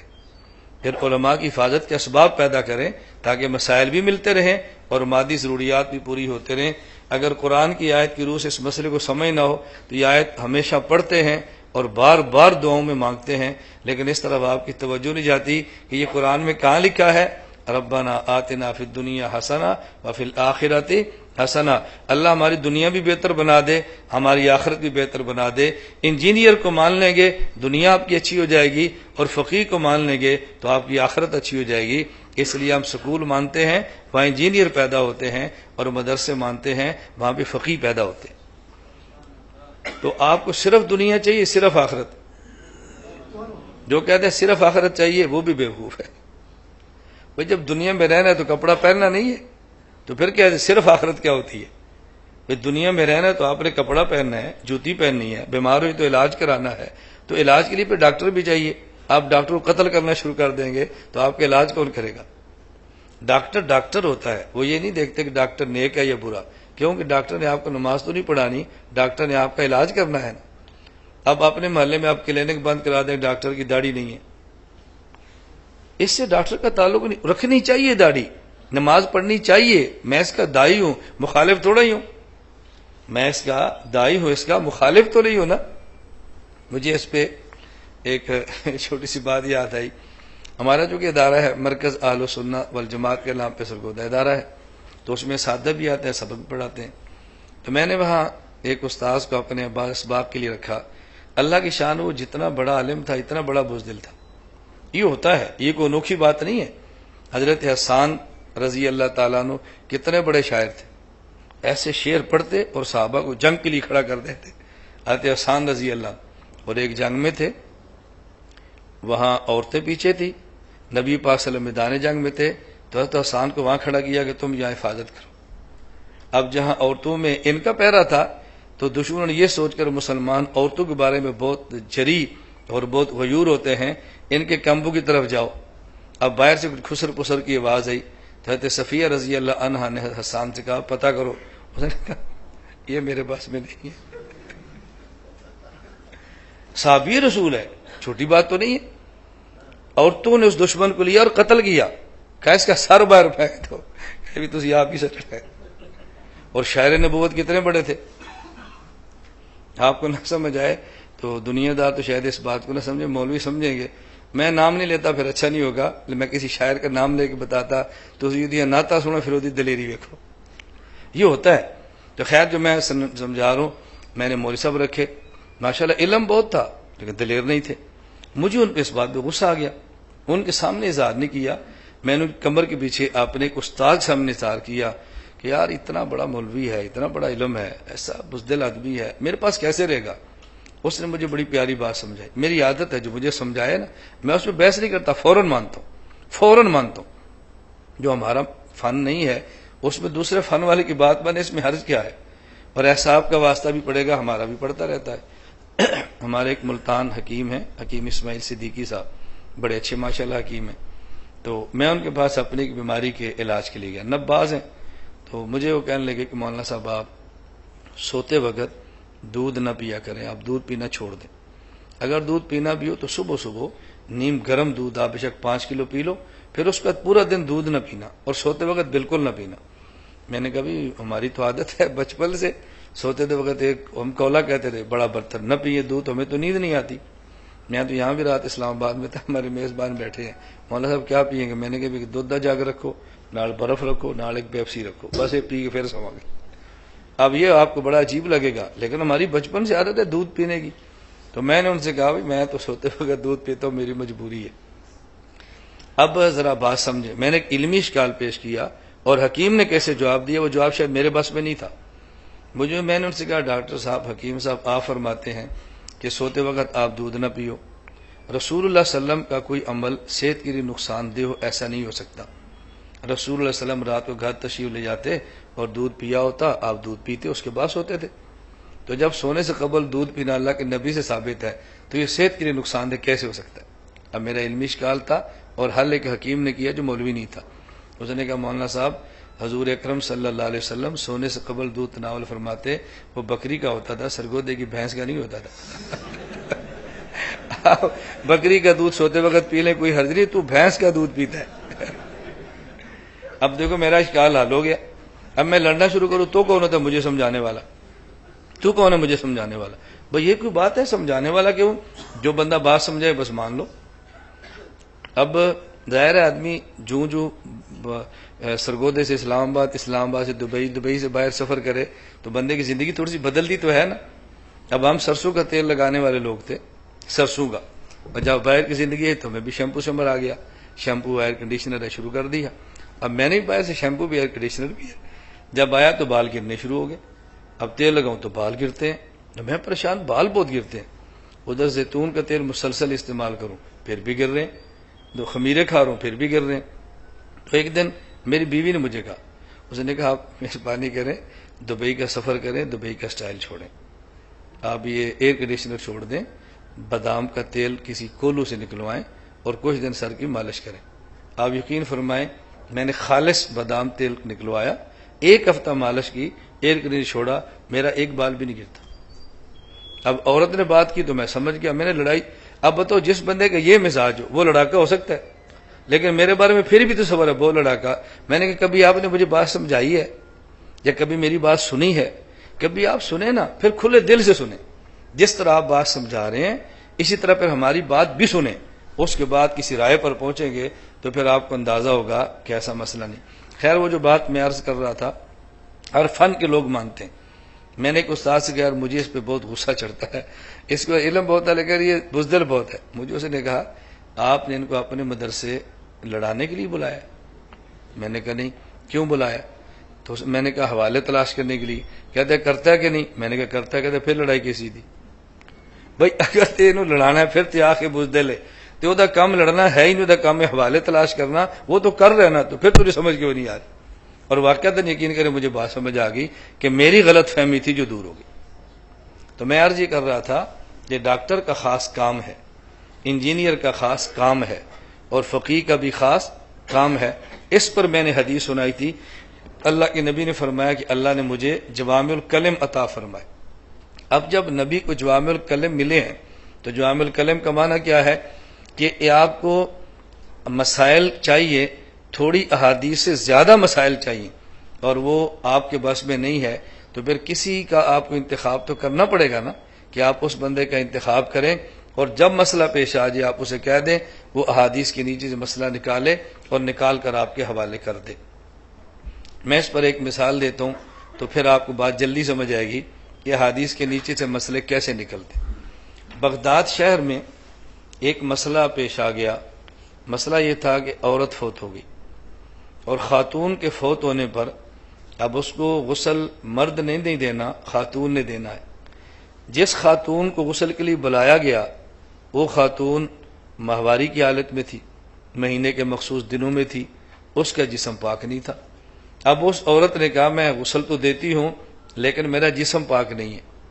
تو اس حالت میں کوئی عورت میت کو غسل بھی دے سکتی ہے؟ اب یہ مسئلہ پیش آ گیا. کہا جی یہ تو کسی عالم سے پوچھے، ہمیں تو نہیں پتا. بغداد میں مدرسہ ہے، یہ خاتون مسئلہ پوچھنے کے لیے چلی گئی. اب وہاں کون بیٹھے ہیں؟ محدثین، جن کے پاس حدیث کا فن ہے اور حدیثوں کے حافظ ہیں، حافظ الحدیث، محدث بیٹھے ہیں. اس خاتون نے پوچھا جی شیخ صاحب مسئلہ بتائیں، ماہواری کی حالت میں ناپاک وجود کے ساتھ کوئی عورت میت عورت کو غسل دے سکتی ہے؟ تو انہوں نے فرمایا کہ ہمارے علم میں کوئی ایسی حدیث نہیں ہے. اس نے کہا پھر میں کیا کروں؟ مسئلہ پیش آ گیا. تو انہوں نے کہا ایسا کرو، وہ جو اگلا کمرہ ہے نا وہاں بیٹھے فقیہ ابو ثور، مفتی صاحب ہیں، وہ محدث نہیں ہے، مفتی صاحب ہیں، ان مفتی صاحب سے پوچھو مسئلہ. وہاں چلی گئی، فقیہ ابو ثور بغدادی سے مسئلہ پوچھا. انہوں نے فرمایا ہاں اس حالت میں عورت میت عورت کو غسل دے سکتی ہے. خاتون کو مسئلہ مل گیا، واپس آ گئی. تو انہوں نے پوچھا مفتی صاحب کیا فرماتا ہے؟ جب واپس آئے ہمیں بھی بتانا. واپس آئی، انہوں نے کہا جی وہ کہتے ہیں غسل دے سکتی ہے. تو انہوں نے کوئی دلیل بھی دی ہے؟ کہا جی نہیں. کیوں؟ کہ مجھے تو مسئلہ چاہیے تھا، مجھے تو دلیل نہیں چاہیے، مجھے مسئلہ مل گیا. انہوں نے کہا نہیں اس سے پوچھ. مفتی صاحب کے پاس خاتون گئی تو اس نے پوچھا کہ مفتی صاحب کوئی دلیل بھی ہے؟ فرمایا ہاں حدیث سے ثابت ہے، حدیث اس پر ہے. انہوں نے کہا جی کون سی حدیث ہے؟ مفتی صاحب فرمانے لگے کہ ام المومنین، انہوں نے خیر ان کو حدیث بتائی. حدیث کون سی ہے؟ فرمان لگے اب یہ صحیح بخاری میں روایت موجود ہے. ام المومنین ام عائشہ رضی اللہ تعالیٰ عنہ فرماتی ہیں کہ رسول اکرم صلی اللہ علیہ وسلم مسجد نبوی میں معتکف ہوتے. اور آپ کا گرمی کی وجہ سے دل کرتا کہ سر مبارک کو دھو دیا جائے۔ میرا کمرہ مسجد نبی کی بالکل متصل تھا، آپ معتکف تھے اور آپ نے سر دھلانا تھا اور میں اس حالت میں تھی، تو رسول اکرم صلی اللہ علیہ وسلم نے مسجد نبی سے اپنا سر مبارک جو کمرے کی طرف کر دیا اور میں نے کمرے میں بیٹھ کے آپ کے سر مبارک کو دھویا، وَأَنَا حَائِضٌ، اور میری حالت یہی تھی۔ تو مفتی فرمان لگے جب امی عائشہ اس حالت میں نبوت کا سر دھو سکتی ہے تو مائی تو بھی اس حالت میں عورت کو غسل دے سکتی ہے۔ جو خاتون واپس آئی تو محدثین نے پوچھا ہاں، کہتے جی حدیث میں، انہوں نے کہا ہم تو 4 لاکھ حدیثوں کے حافظ ہے، کون سی حدیث ہے؟ انہوں نے کہا یہ حدیث سنائیے۔ اب دیکھو، اب اگر یہ فقیہ نہ ہو تو مسئلہ کیسے نکلے؟ تو حدیث کی اطاعت فقیہ ایسے مسئلہ نکالتا ہے اور مجتہد یوں مسائل۔ میں نے بہت ساری باتیں کرنی ہیں ورنہ میں اس پر آپ کو کتنی مثالیں دیتا کہ ایک حدیث سے مسائل کیسے نکالے جاتے ہیں اور اس حدیث سے مسائل آدمی سمجھاتا کیسے۔ میں ایک چھوٹی سی بات، مسئلہ بھی ہے اور دلچسپ بھی ہے، یہ ایسی بات ہے کہ میں یونیورسٹی اور کالجوں میں بھی کروں تو ان کا جی چاہتا ہے کہ یہ مولانا صاحب اور بیان کریں، کیونکہ ہمارے پاس تو سارا مال ہے، مدرسوں کے لیے بھی ہے، کالج کے لیے بھی ہے، ہم اسکول بھی پڑھتے رہے ہیں، مدرسے میں بھی گئے ہیں، دیہات بھی ہے، شہر بھی ہے۔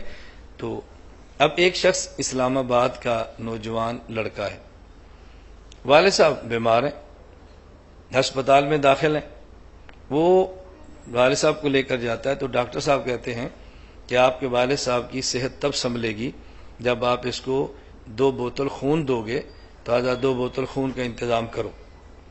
اب اس لڑکے کا مسئلہ چونکہ نیک ہے، دیندار ہے، قرآن حدیث سے تعلق ہے، تو وہ کہتا ہے ڈاکٹر صاحب میں تو والد صاحب کو خون دینے کے لیے تیار ہوں، لیکن کسی حدیث سے ثابت ہوگا تو خون دیں گے نا، ویسے میں کیسے دے سکتا ہوں؟ ڈاکٹر صاحب کہتا ہے بیٹا تیرا ابا جی مر رہے ہیں۔ اس نے کہا جی مر جائے، میں تو شریعت کا پابند ہوں نا، اب میں شریعت دیکھوں یا اپنا باپ دیکھوں؟ آپ مجھے کیا بات سمجھاتے ہیں ڈاکٹر صاحب؟ آپ کیا مجھے سمجھاتے ہیں، میں شریعت دیکھوں یا اپنا باپ دیکھوں؟ ڈاکٹر صاحب نے کہا بیٹا ہم نے تو بات بتائی ہے، باقی جا کر مسئلہ پوچھ لو، گنجائش ملتی ہے تو لے آؤ، نہ گنجائش ملے تو آپ کا مسئلہ ہمیں کل نہ کہنا کہ والد صاحب کی ڈیتھ ہوگی۔ اب وہ ایک کے پاس جاتا ہے، بعض لوگوں کے پاس علم نہیں ہوتا نا تو داڑھی رکھ لیتے اور پھر مسائل شروع کر دیتے، ہاں جی آپ مجھے بتاؤ۔ مجھے نے کہا بھی نہیں، کسی بھی حدیث سے ثابت نہیں ہے کہ باپ بیمار ہو تو اس کو 2 بوتل خون دے سکتے ہیں، کیونکہ حدیث میں نہیں ہے، لہٰذا ہم تجھے اجازت نہیں دے سکتے، اب تیری مرضی۔ اب وہ کس کے پاس آتا ہے؟ مفتی صاحب کے پاس۔ مفتی صاحب آپ بتاؤ۔ مفتی نے فرمایا بالکل آپ والد صاحب کو 2 بوتل کیا 4 بوتل خون دے سکتے ہیں، والد صاحب کی جان بچاؤ۔ مفتی صاحب دلیل؟ وہ فرماتے ہیں حدیث میں۔ حدیث میں؟ جی بالکل حدیث میں۔ کون سی حدیث ہے؟ اب جو پہلے نے مسئلہ بتایا وہ کیا کہہ رہا ہے کہ نہیں خون نہیں دے سکتے، ہاں یہ کر سکتے ہیں کہ آپ ڈاکٹر صاحب سے کہو کہ ابا جی کا تھوڑا سا خون اور نکال لیں۔ اس نے کہا جی اور نکالو تو مر جائیں گے، وہ کہہ رہا ہے خون تو آپ کہتے نکال لو۔ انہوں نے کہا نبی پاک صلی اللہ علیہ وسلم جب بیمار ہوتے تھے تو آپ پچھنا حجامہ لگواتے تھے تو خون لیتے نہیں تھے، نکلواتے تھے، تو بیماری کی حالت میں خون نکالنا تو سنت ہے، خون لینا سنت نہیں ہے، تو میں تو جو حدیث میں وہی بتاؤں گا نا، میں اس کا پابند ہوں، میں اپنی طرف سے دخل نہیں کر سکتا۔ مفتی صاحب سے پوچھا تو انہوں نے فرمایا بھی حدیث سے ثابت ہے۔ کون سی حدیث؟ کہ جب رسول اکرم صلی اللہ علیہ وسلم اپنا علاج کرواتے، حجامہ کرواتے، پچھنا لگواتے اور خون نکالا کرتے تھے، اور نبی کریم صلی اللہ علیہ وسلم کے دور میں یہ عام رواج تھا کہ خون نکالتے اور مریض صحت مند ہو جاتا۔ تو انہوں نے کہا جی ہم نے تو خون نکالنا نہیں مفتی صاحب، خون دینا ہے، شاید آپ میرا مسئلہ نہیں سمجھے۔ فرمایا بیٹا سمجھ گیا ہے، تو دلیل نہیں سمجھا۔ اب دیکھو اپنا خون نکالنا جائز نہیں ہے، کوئی شخص خودکشی کرے تو جائز ہے؟ کوئی شخص خودکشی کرے تو جائز ہے؟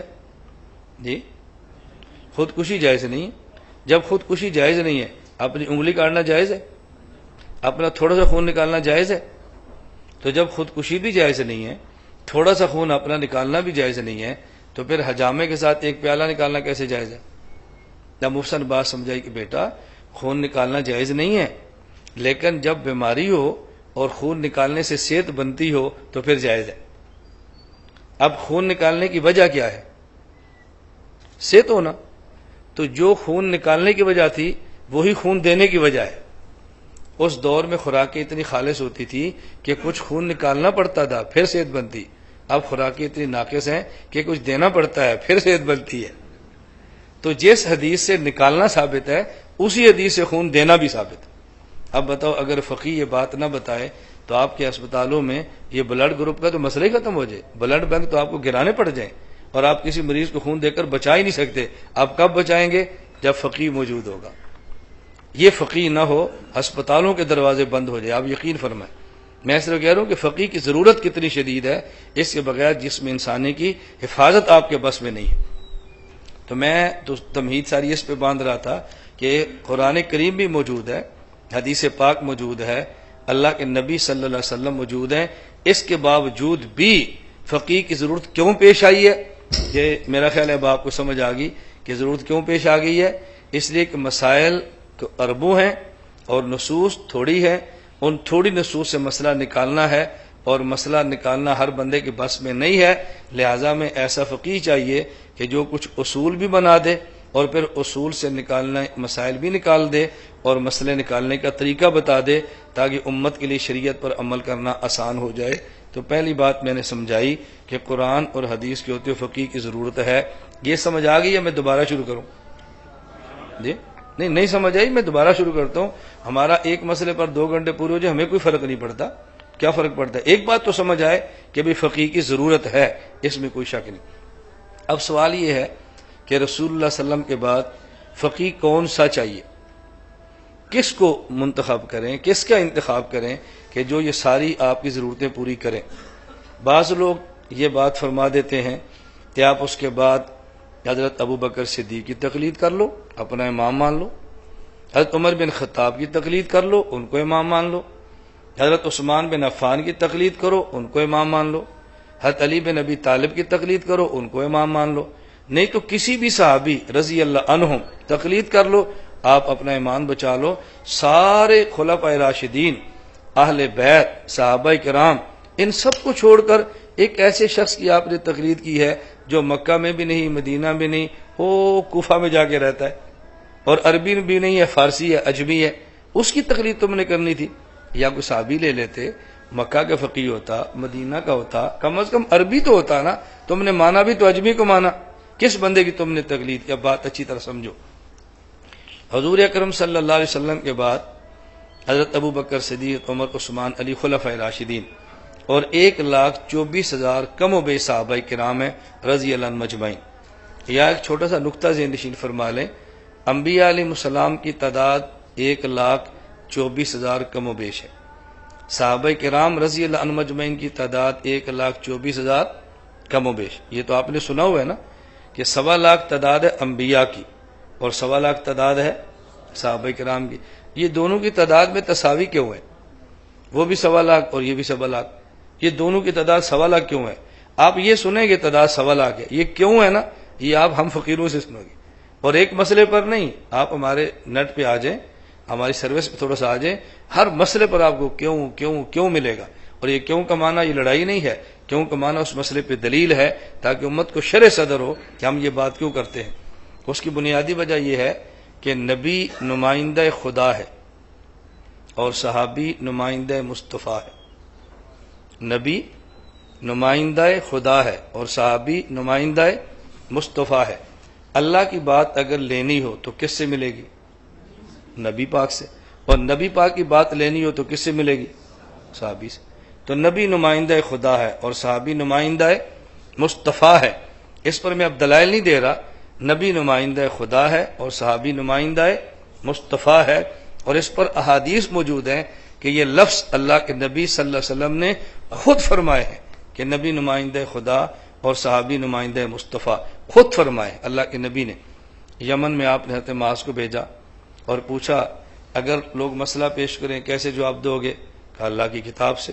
اگر نہ ملے کیسے جواب دو گے؟ آپ کی سنت سے۔ اگر نہ ملے کیسے جواب دو گے؟ کہا اجتہاد سے۔ اللہ کے نبی نے کیا فرمایا؟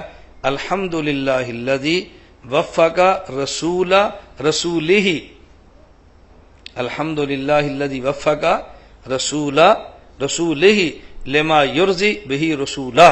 اللہ کے نبی لفظ رسول 2 بار لائے ہیں۔ رسول کا نام ہوتا ہے نمائندہ۔ حضور فرماتے ہیں اللہ تیرا شکر ہے کہ تو نے میرے نمائندے کو اس بات کی توفیق دی جس پہ آپ کا نمائندہ خوش ہے۔ اللہ کے نبی نے اپنے لیے بھی لفظ رسول استعمال کیا حضرت معاذ کے لیے بھی لفظ رسول استعمال کیا، اپنی نسبت خدا کی طرف کی ہے، حضرت معاذ کی اپنی طرف کی ہے، میں نمائندہ خدا کا ہوں، یہ نمائندہ مصطفیٰ کا ہے۔ نبی نمائندہ خدا، صحابی نمائندہ مصطفیٰ۔ اب وجہ سمجھو یہ تعداد 1.25 لاکھ کیوں ہے؟ اللہ رب العزت نے اپنے پیارے حبیب حضرت محمد مصطفیٰ صلی اللہ علیہ وسلم کو یہ اعزاز بخشا ہے کہ میرا محمد یہ تیرا اعزاز ہے کہ جتنے نمائندے میرے ہیں اتنے نمائندے تیرے، تجھ پر میری نمائندگی ختم ہے، ان پر آپ کی نمائندگی ختم ہے۔ اب تیرے بعد کوئی یہ نہیں کہہ سکتا میں رسول خدا ہوں، تو ان کے بعد بھی کوئی نہیں کہہ سکتا میں رسول مصطفیٰ ہوں۔ تو نمائندے تھے نا۔ اب میں عرض کرنے لگا ہوں، صحابہ کرام میں سے ایک بھی صحابی ایسا آپ کو نہیں ملے گا کہ جس صحابی نے قرآن کریم اور احادیث سے اصول بھی نکالے ہوں، پھر اصول سے مسائل بھی نکالے ہوں، اور پھر باقاعدہ وہ لکھوائے بھی ہوں۔ ایک شخص بھی آپ کو ایسا نہیں ملے گا۔ تو ہمیں تو ایسا بندہ چاہیے کہ جو قرآن سے ضابطے بھی نکالے، احادیث سے اصول بھی نکالے، اور پھر اصول کی روشنی میں مسئلے بھی نکالے۔ ہمیں ایسا امام چاہیے نا جس کی تقلید کریں گے۔ اور کرۂ ارض میں، پوری کائنات میں صحابہ کرام کے بعد پہلا شخص امام اعظم ابو حنیفہ نعمان بن ثابت ہے، جن کے بارے میں امام حاکم، امام سیوطی تک فرماتے ہیں انہو اول من دون علم الشریعہ ورتبہ ابوابا۔ امام ابو حنیفہ پہلا وہ شخص ہے کہ جس نے قرآن و سنت سے مسائل نکال کے ابواب کے اعتبار سے ترتیب دے کے لکھوائے اور امت کو پیش کیے۔ اس کے علاوہ کوئی نام آپ کے علم میں ہے تو مجھے چٹ لکھ دیں، میں امام صاحب کی تقلید چھوڑ کے اس کی تقلید کر لوں گا۔ آپ کرو یا نہ کرو، میں کرنے کے لیے تیار ہوں۔ میں نے آپ کو پہلے مثال دی ہے، میں اپنی رائے عورت کے کہنے پہ چھوڑ دیتا ہوں، حکیم کے کہنے پہ چھوڑ دیتا ہوں، تو آپ جیسے اسلام آباد کے پڑھے لکھے افراد کے کہنے پر نہیں چھوڑوں گا۔ لیکن ہمیں سمجھاؤ تو صحیح نا، یہ تو نہ کہ تمہیں پتہ نہیں ہے، تم دیہات میں رہتے ہو، تم سمجھتے نہیں ہو۔ میں نہیں سمجھتے تو سمجھاؤ ہمیں، اور اگر ہمیں نہیں سمجھاتے پھر ہم سمجھاتے ہیں، ہماری بات کو قبول فرما لیں، اس سے کیا فرق پڑتا ہے؟ علم تو وہی اسلام آباد ہے، وہی سرگودا ہے۔ یہ تھوڑا کہ شہر میں علم کوئی اور ہوگا اور دیہات میں علم کوئی اور ہوگا۔ یہ جو اسلام آباد آباد ہوا ہے، یہ اسلام آباد میں بندے پیدا نہیں ہوئے، باہر سے آ کر آئے اور پھر اسلام آباد آباد ہو گیا، اور کوئی فرق تو نہیں پڑتا اس میں۔ میں عرض ہی کر رہا تھا، بات سمجھیں، اب سمجھ آئی۔ میں نے 2 باتیں عرض کی ہیں۔ پہلی بات کہ ہمیں قرآن حدیث کے بعد امام اور فقیہ کی ضرورت کیوں ہے، وہ سمجھ آ گئی۔ دوسری بات، پھر ضرورت ہے تو ہم نے حضرت امام اعظم ابو حنیفہ کا انتخاب کیوں کیا ہے؟ اس لیے کہ اس امت میں سب سے پہلے جس بندے نے ساری ضرورتیں پوری کی ہیں وہ کون ہے؟ حضرت امام اعظم ابو حنیفہ۔ اب لوگ کہتے ہیں جی پہلے ضرورتیں نہیں تھی، ہم نے کہا ضرورتیں تھی، بتانے والے صحابہ تھے۔ اب ضرورتیں ہیں لیکن بتانے والا کون ہے؟ میری گزارش سمجھ آ رہی ہے؟ آپ کے محلے میں ایک ڈاکٹر ہے، آپ جب بیماری ہو تو کہاں جائیں گے؟ ڈاکٹر کے پاس۔ ساتھ والے گاؤں میں ڈاکٹر نہیں ہے، اس اگلے گاؤں میں ڈاکٹر نہیں ہے، اور ڈاکٹر سمجھتے میں مر جاؤں گا تو میرے بعد کیا بنے گا؟ اب ڈاکٹر صاحب کام کیا کرتے ہیں؟ جو لوگ آتے ہیں مسئلہ دے، یہ ڈاکٹر صاحب چلے گئے، اب اور ڈاکٹر صاحب آ گئے، لوگ ان سے علاج کرا رہے ہیں۔ ایک اور آ گیا، وہ جو تیسرا ڈاکٹر ہے، اس نے کہا یار پہلے بھی فوت ہو گئے، دوسرے فوت ہو گئے، فوت تو میں نے بھی ہو جانا ہے، تو میں کیوں نہ کروں ان لوگوں کے لیے بیماری کے نسخے لکھ دوں، بخار ہو تو یہ کھانا، سر درد ہو تو یہ کھانا، ٹائیفائڈ ہو تو یہ کھانا، پیٹ درد ہو تو یہ کھانا۔ اس نے نسخوں کی کتاب لکھ دی۔ اب ایمان سے بتاؤ، سب سے پہلا ڈاکٹر ہے بہت بڑا آدمی تھا، اس کے بعد ہے بہت بڑا آدمی تھا، یہ تیسرا رتبے میں ان سے چھوٹا ہے، لیکن آپ کتاب کس کی لوگے؟ تیسرے کی یا پہلے کی؟ پہلے کی کتاب ہے ہی نہیں، دوسرے کی ہے ہی نہیں، تو کس کی لیں گے؟ تو یہ تیسرا مقام ہے، ان سے بڑا ہے۔ اللہ کی قسم اربوں ابو حنیفہ مل جائیں، ادنا صحابی کے پاؤں کی خاک کے برابر بھی نہیں۔ اربوں امام حنیفہ پیدا ہو جائیں، سب سے چھوٹے صحابی کے پاؤں کی خاک کے برابر بھی نہیں ہے۔ ہم امام ابو حنیفہ کو مقام میں ان سے آگے نہیں لے کر جاتے، لیکن جو ہماری ضرورت ہے پوری ابو حنیفہ فرما رہے ہیں نا، اور یہ پوری خود نہیں کر رہے۔ کیسے پوری کی ہے؟ میں اس پر ایک چھوٹی سی مثال دیتا ہوں۔ یہ آپ نے مثال سنی ہوئی ہے، لیکن جس طرح میں سمجھاؤں گا شاید ایسے نہ سنی ہو۔ میں علماء سے بھی عرض کرتا ہوں، ہماری کتب فقہ میں یہی مثال ہے، لیکن شاید یونس جسے میں عرض کرتا ہوں۔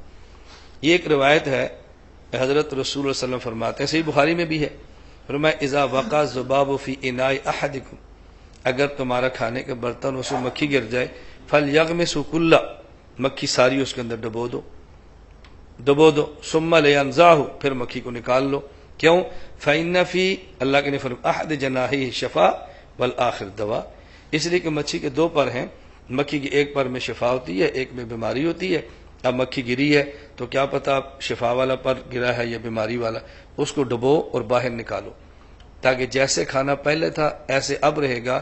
آج کی زبان میں کہتے ہیں ڈبونے سے بیلنس برابر ہو گیا، اگر پہلے کھانا ٹھیک تھا تو اب بھی ٹھیک ہے، پہلے خراب تھا تو اب بھی خراب ہے۔ مچھی کے گرنے سے پانے کی بیماری اور صحت پر کوئی اثر نہیں پڑے گا۔ آپ کھانا استعمال کرنا چاہتے ہیں تو کر لے، نہیں کرنا چاہتے تو نہ کریں۔ اب سوال یہ ہے، یہ مکھی تو گری، آپ نے نکال دی اور کھانا کھا لیا، اور ہمارے ہاں ڈیروں پر مکھیوں کے ساتھ مچھر ہوتے ہیں، اور جب ہم بھینسوں کا دودھ نکالتے ہیں تو مکھیاں نہیں گرتی، اس میں مچھر گرتے ہیں، تو مچھر کی تو حدیث ہے کوئی نہیں۔ اب اگر ہم مچھر کے نکل کوئی میں نکلتا ہوں مجھے حدیث سناؤ، تو ہم کہاں سے اس کو حدیث سنائیں گے؟ وہ تو نہیں نکلے گا۔ ہم دیہات میں ہمارے عورتیں دودھ کو گرم کرتی ہیں، ملائی نکالتی ہیں، پھر اس کو رات دودھ رکھ دیتی ہیں، اس میں لسی یا دہی کی جاگ لگاتی ہیں، صبح دودھ کو بلوتی ہیں، اس میں سے پھر گھی نکلتا ہے، اور اس گھی میں کیڑیاں گر جاتی ہیں۔ اب چونٹی گر جائے تو اس کی حدیث کوئی نہیں، اب ہم کیا کریں؟ میں ایک مثال دے رہا ہوں نا، اب صرف چیونٹی کا مسئلہ نہیں ہے، چیونٹی ہے، بھیڑ ہے، جگنو ہے، مکھی ہے، مچھر، کتنے چھوٹے چھوٹے جانور ہیں۔ اب دیکھ رہے ہیں امام صاحب نے کیا کیا، حضرت امام اعظم حنیفہ نے غور کیا کہ یہ مکھی کے بارے میں فرمایا کہ اس کو ڈبو دو اور باہر نکال لو۔ ڈبونے کی وجہ تو اللہ کے نبی نے خود بتا دی ہے، یہ ایک پر میں شفا ہے اور ایک میں وبا ہے، تو یہ مچھر میں یہ وجہ نہیں، مچھر کو نہ ڈبونا، اس کو نہیں ڈبونا۔ کیوں؟ اس میں ایک پر میں شفا ایک میں وبا، یہ نہیں ہے۔ چیونٹی گرے تو اس کو اندر نہ ڈبونا، نہیں اس کو اندر ڈبونا ہے، مکھی کو جو ڈبویا نا، اس میں ایک ٹانگ میں وبا ایک میں شفا، یہ مسئلہ نہیں ہے۔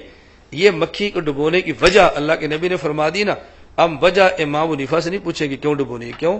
جو بات اللہ کے نبی فرما دیں اس پر امام سے ہم کیوں پوچھیں؟ کیوں پوچھیں گے امام صاحب سے؟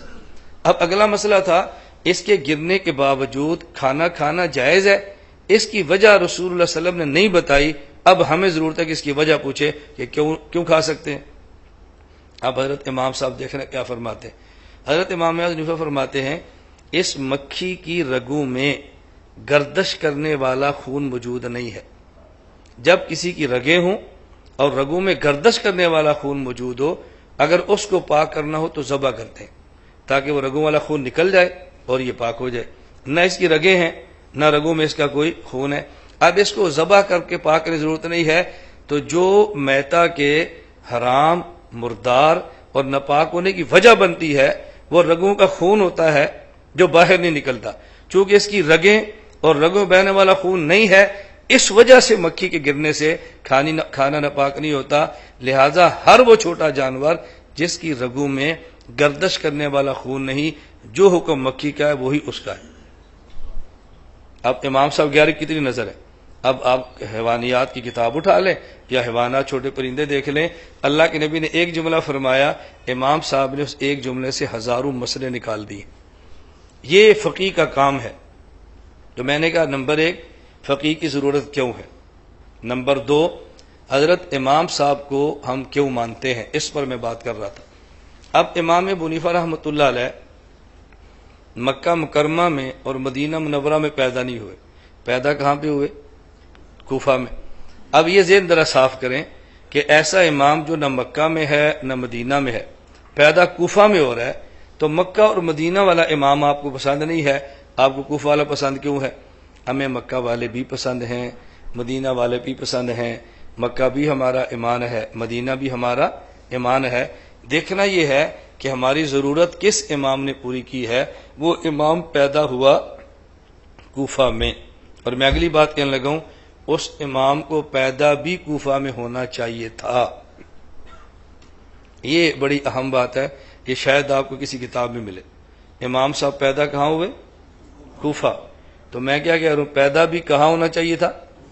صحابہ کرام کے بعد، خلفاء کے بعد پہلے امام کو پیدا ہی کوفہ میں ہونا چاہیے تھا۔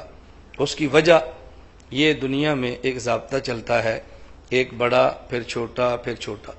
بڑا آدمی جہاں سے کام چھوڑ کے جاتا ہے، چھوٹا آدمی وہاں سے کام شروع کرتا ہے۔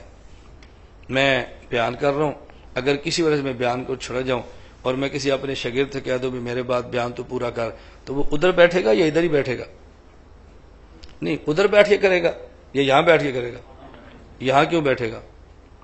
جہاں میں بیان کر رہا تھا آپ سن رہے تھے، سسٹم بنا ہوا ہے، وہ وہیں سے بات شروع کر دے گا۔ تو جہاں سے کوئی بڑا کام چھوڑ کے جائے چھوٹا وہاں سے کام شروع کرتا ہے۔ رسول اللہ صلی اللہ علیہ وسلم کائنات میں سب سے بڑے ہیں، اور آپ گئے مکہ سے نہیں ہیں، گئے مدینہ منورہ سے۔ حضور کے بعد ابو بکر صدیق سب سے بڑے ہیں، اللہ کے نبی سے چھوٹے۔ تو جہاں سے حضور گئے ابو بکر نے صدیق نے پھر مکہ سے کام شروع کیا یا مدینہ منورہ سے؟ کیوں؟ اللہ کے نبی جو مدینہ منورہ سے گئے، صدیق اکبر رضی اللہ تعالیٰ عنہ مدینہ منورہ سے گئے ہیں، تو عمر نے کام مدینہ منورہ سے شروع کیا۔ حضرت عمر رضی اللہ عنہ مدینہ منورہ سے گئے ہیں، تو حضرت عثمان نے کام مدینہ منورہ سے شروع کیا۔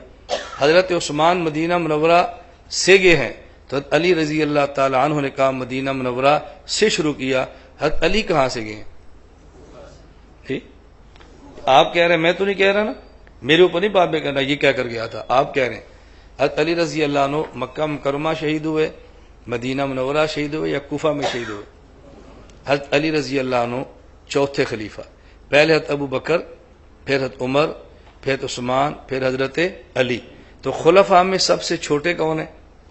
حضرت علی رضی اللہ تعالیٰ عنہ، چھوٹے بھی ہیں، لاڈلے بھی ہیں، حضور پاک کے داماد بھی ہیں، اور مدینہ العلم کے شہر کے دروازے بھی ہیں، ہمارے سر کا تاج بھی ہے، ہمارا ایمان بھی ہے۔ یہ چھوٹے ہونے کا مطلب ان سے ہے، ہم سے تو بہت بڑے ہیں نا۔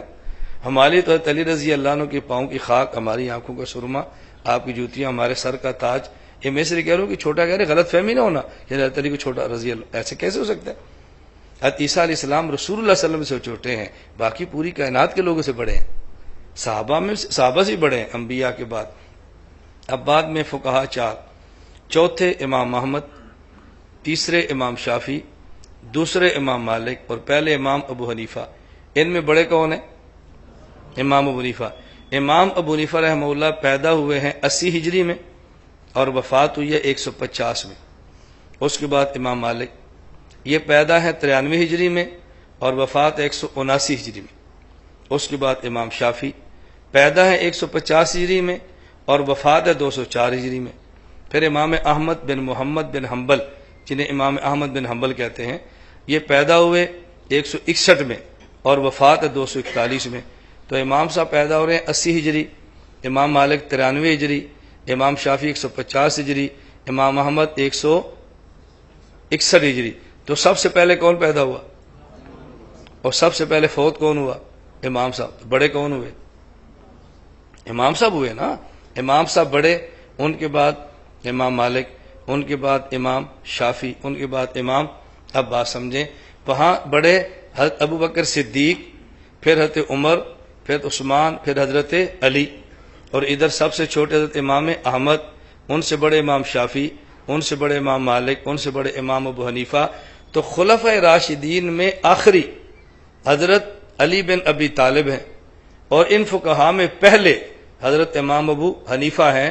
تو حضرت علی آخری خلیفہ ہیں، حضرت امام حنیفہ یہ پہلے امام اور فقیہ ہیں۔ تو جہاں سے آخری خلیفہ نے جانا تھا وہاں پر پہلے امام نے آنا تھا۔ اگر حضرت علی مکہ مکرمہ میں شہید ہوتے تو پہلا امام مکہ میں پیدا ہوتا، حضرت علی مدینہ میں شہید ہوتے تو پہلا امام مدینہ میں آتا۔ تو جہاں سے آخری خلیفہ گئے ہیں وہاں پہ پہلے امام آئے ہیں۔ تو اب بتاؤ پہلے امام کو کہاں آنا چاہیے تھا؟ جی کوفہ میں۔ میں نے ایک وجہ پیش کی، میں دوسری پیش کرتا ہوں۔ الحمدللہ میرے پاس اتنی وجوہ ہے نا اس بات کی کہ امام حنیفہ کو کوفہ میں پیدا ہونا چاہیے تھا۔ آپ تعجب کریں گے کہ کوفہ میں پیدا ہونے پر بھی ہمارے پاس دلائل ہیں کہ ان کو کوفہ میں کیوں آنا چاہیے۔ میں دوسری وجہ پیش کرتا ہوں، اب بات سمجھنا۔ قرآن کریم حدیث مبارک عربی میں ہے یا عجمی میں؟ جی عربی میں، اور ہے عربوں کے لیے یا عجموں کے لیے بھی؟ ہے عربی میں، اور ہے کن کے لیے؟ عرب و عجم کے لیے۔ اب مجھے بتاؤ کہ خلفائے راشدین کے پاس یا صحابہ کرام کے بعد وہ پہلا فقیہ جو شریعت کو مدون کرتا، اصول نکالتا، مسائل لکھتا، کتابیں مرتب کرتا، ایسا ہونا چاہیے تھا جو صرف عربی ہو یا عربی بھی ہو اجمی بھی ہو. اگر تو قرآن حدیث صرف عربوں کے لیے ہے تو امام کون چاہیے؟ اور اگر سب کے لیے ہے تو پھر کون چاہیے؟ جی اب بتائیں، اگر اسلام آباد میں بیان کرانا ہو ایسے بندے کا جس کو اردو آتی نہیں صرف عربی آتی ہے تو مفید ہوگا؟ یا ایسا بندے عربی بھی آتی ہے اردو بھی آتی ہے، عربی سمجھے اردو والوں کو سمجھائے، ایسا چاہیے صرف عربی والا چاہیے؟ میں آپ سے پوچھ رہا ہوں. تو اب حضرت امام حنیفہ کون ہے؟ فارسی النسل، اجمی، عربی نہیں ہے، فارسی النسل امام حنیفہ. تو اللہ نے سب سے پہلے ایسے فقیہ کا انتخاب کیا ہے جو عربی سمجھتا ہے، اجموں کو سمجھاتا ہے، عربی بھی ہے، کوفہ میں پیدا ہے، اور نسلاً اجمی بھی ہے کہ وہ فارسی ہے. امام حنیفہ رحمۃ اللہ علیہ. اور کیسے مقام پر ہے توجہ رکھنا. کوفہ میں میں نے دوسری وجہ پیش کی. کیوں؟ امام ابو حنیفہ میں عرض کروں عربی بھی ہے اجمی، اور پیدا کہاں پر ہیں؟ کوفہ میں. اب یہ شخص مکہ یا مدینہ میں کیوں نہیں، کوفہ میں کیوں پیدا ہوا؟ کوفہ کی بنیاد کا حکم دیا حضرت عمر بن خطاب رضی اللہ عنہ نے، اور کوفہ کی تعمیر کی ہے حضرت سعد بن ابی وقاص نے. حضرت عمر بھی عشرہ مبشرہ میں سے اور سعد بن ابی وقاص بھی عشرہ مبشرہ میں سے. اور جب کوفہ شہر بنا تو جن لوگوں نے آباد کیا ہے ان میں 70 صحابہ وہ جو بدری تھے، ان میں 313 صحابہ وہ جو بیعت رضوان میں تھے. جنتی ہونے کی بشارت توجہ رکھنا اللہ کے نبی نے دی ہے. اور حضرت عمر نے کوفہ تعمیر کس مقام پہ کرایا؟ ادھر عجم ہے ادھر عرب ہے. حضرت عمر چاہتے تھے عرب و عجم کے سنگم پر ایک ایسا شہر آباد کرا دوں کہ جو یونیورسٹی بھی ہو، عرب سے پڑھیں، عجم کو سکھائیں، اور وہاں چھونی بھی ہو، ہماری فور عجم کے فتنوں سے عرب کی حفاظت کرے. اس کے لیے کوفہ کو تعمیر کرایا. یہ تاریخ اسلام کی عرب و عجم کے سنگم پر پہلی یونیورسٹی بھی ہے اور یہ پہلی چھونی بھی ہے. حضرت عمر نے 2 بندوں کا انتخاب کیا. حضرت عبداللہ بن مسعود کو فرمایا آج کی زبان میں اس یونیورسٹی کے وائس چانسلر تم ہو. کس کو بنایا؟ اس یونیورسٹی کے وائس چانسلر تم ہو. اور آپ کو حیرانی ہوگی حضرت عبداللہ بن مسعود کا حضرت عمر نے انتخاب کیوں کیا ہے؟ حضرت عمر کا انتخاب ہے. کیوں کیا ہے؟ اللہ کے نبی فرماتے ہیں ان اللہ جعل الحق علی لسان عمر وقلبہ. عمر بولتے بھی ٹھیک ہیں، عمر سوچتے بھی ٹھیک ہیں. حضرت عمر پہ اتنا اعتماد تھا لو کان بعدی نبی لکان عمر، اگر میرے بعد نبوت کا دروازہ کھلتا تو تاج نبوت عمر کے سر پہ سجایا جاتا. حضرت عمر نے انتخاب کس کا ہے؟ حضرت عبداللہ بن مسعود کا. یہ کون ہے؟ صحیح بخاری میں روایت ہے اللہ کے نبی نے فرمایا استقرئ القرآن من 4، قرآن میرے صحابہ میں سے 4 سے قرآن پڑھو. ان میں سب سے پہلے نام لیا ہے حضرت عبداللہ بن مسعود کا. اور حضور پاک نے فرمایا جو شخص چاہے کہ ایسے قرآن پڑھے جیسے ابھی اترا ہے تازہ تو پھر عبداللہ بن مسعود سے پڑھو. اور حضرت عبداللہ بن مسعود اتنے قریبی تھے صحابہ کرام میں سے یہ وہ شخص ہے کہ جس کو اعزاز حاصل ہے.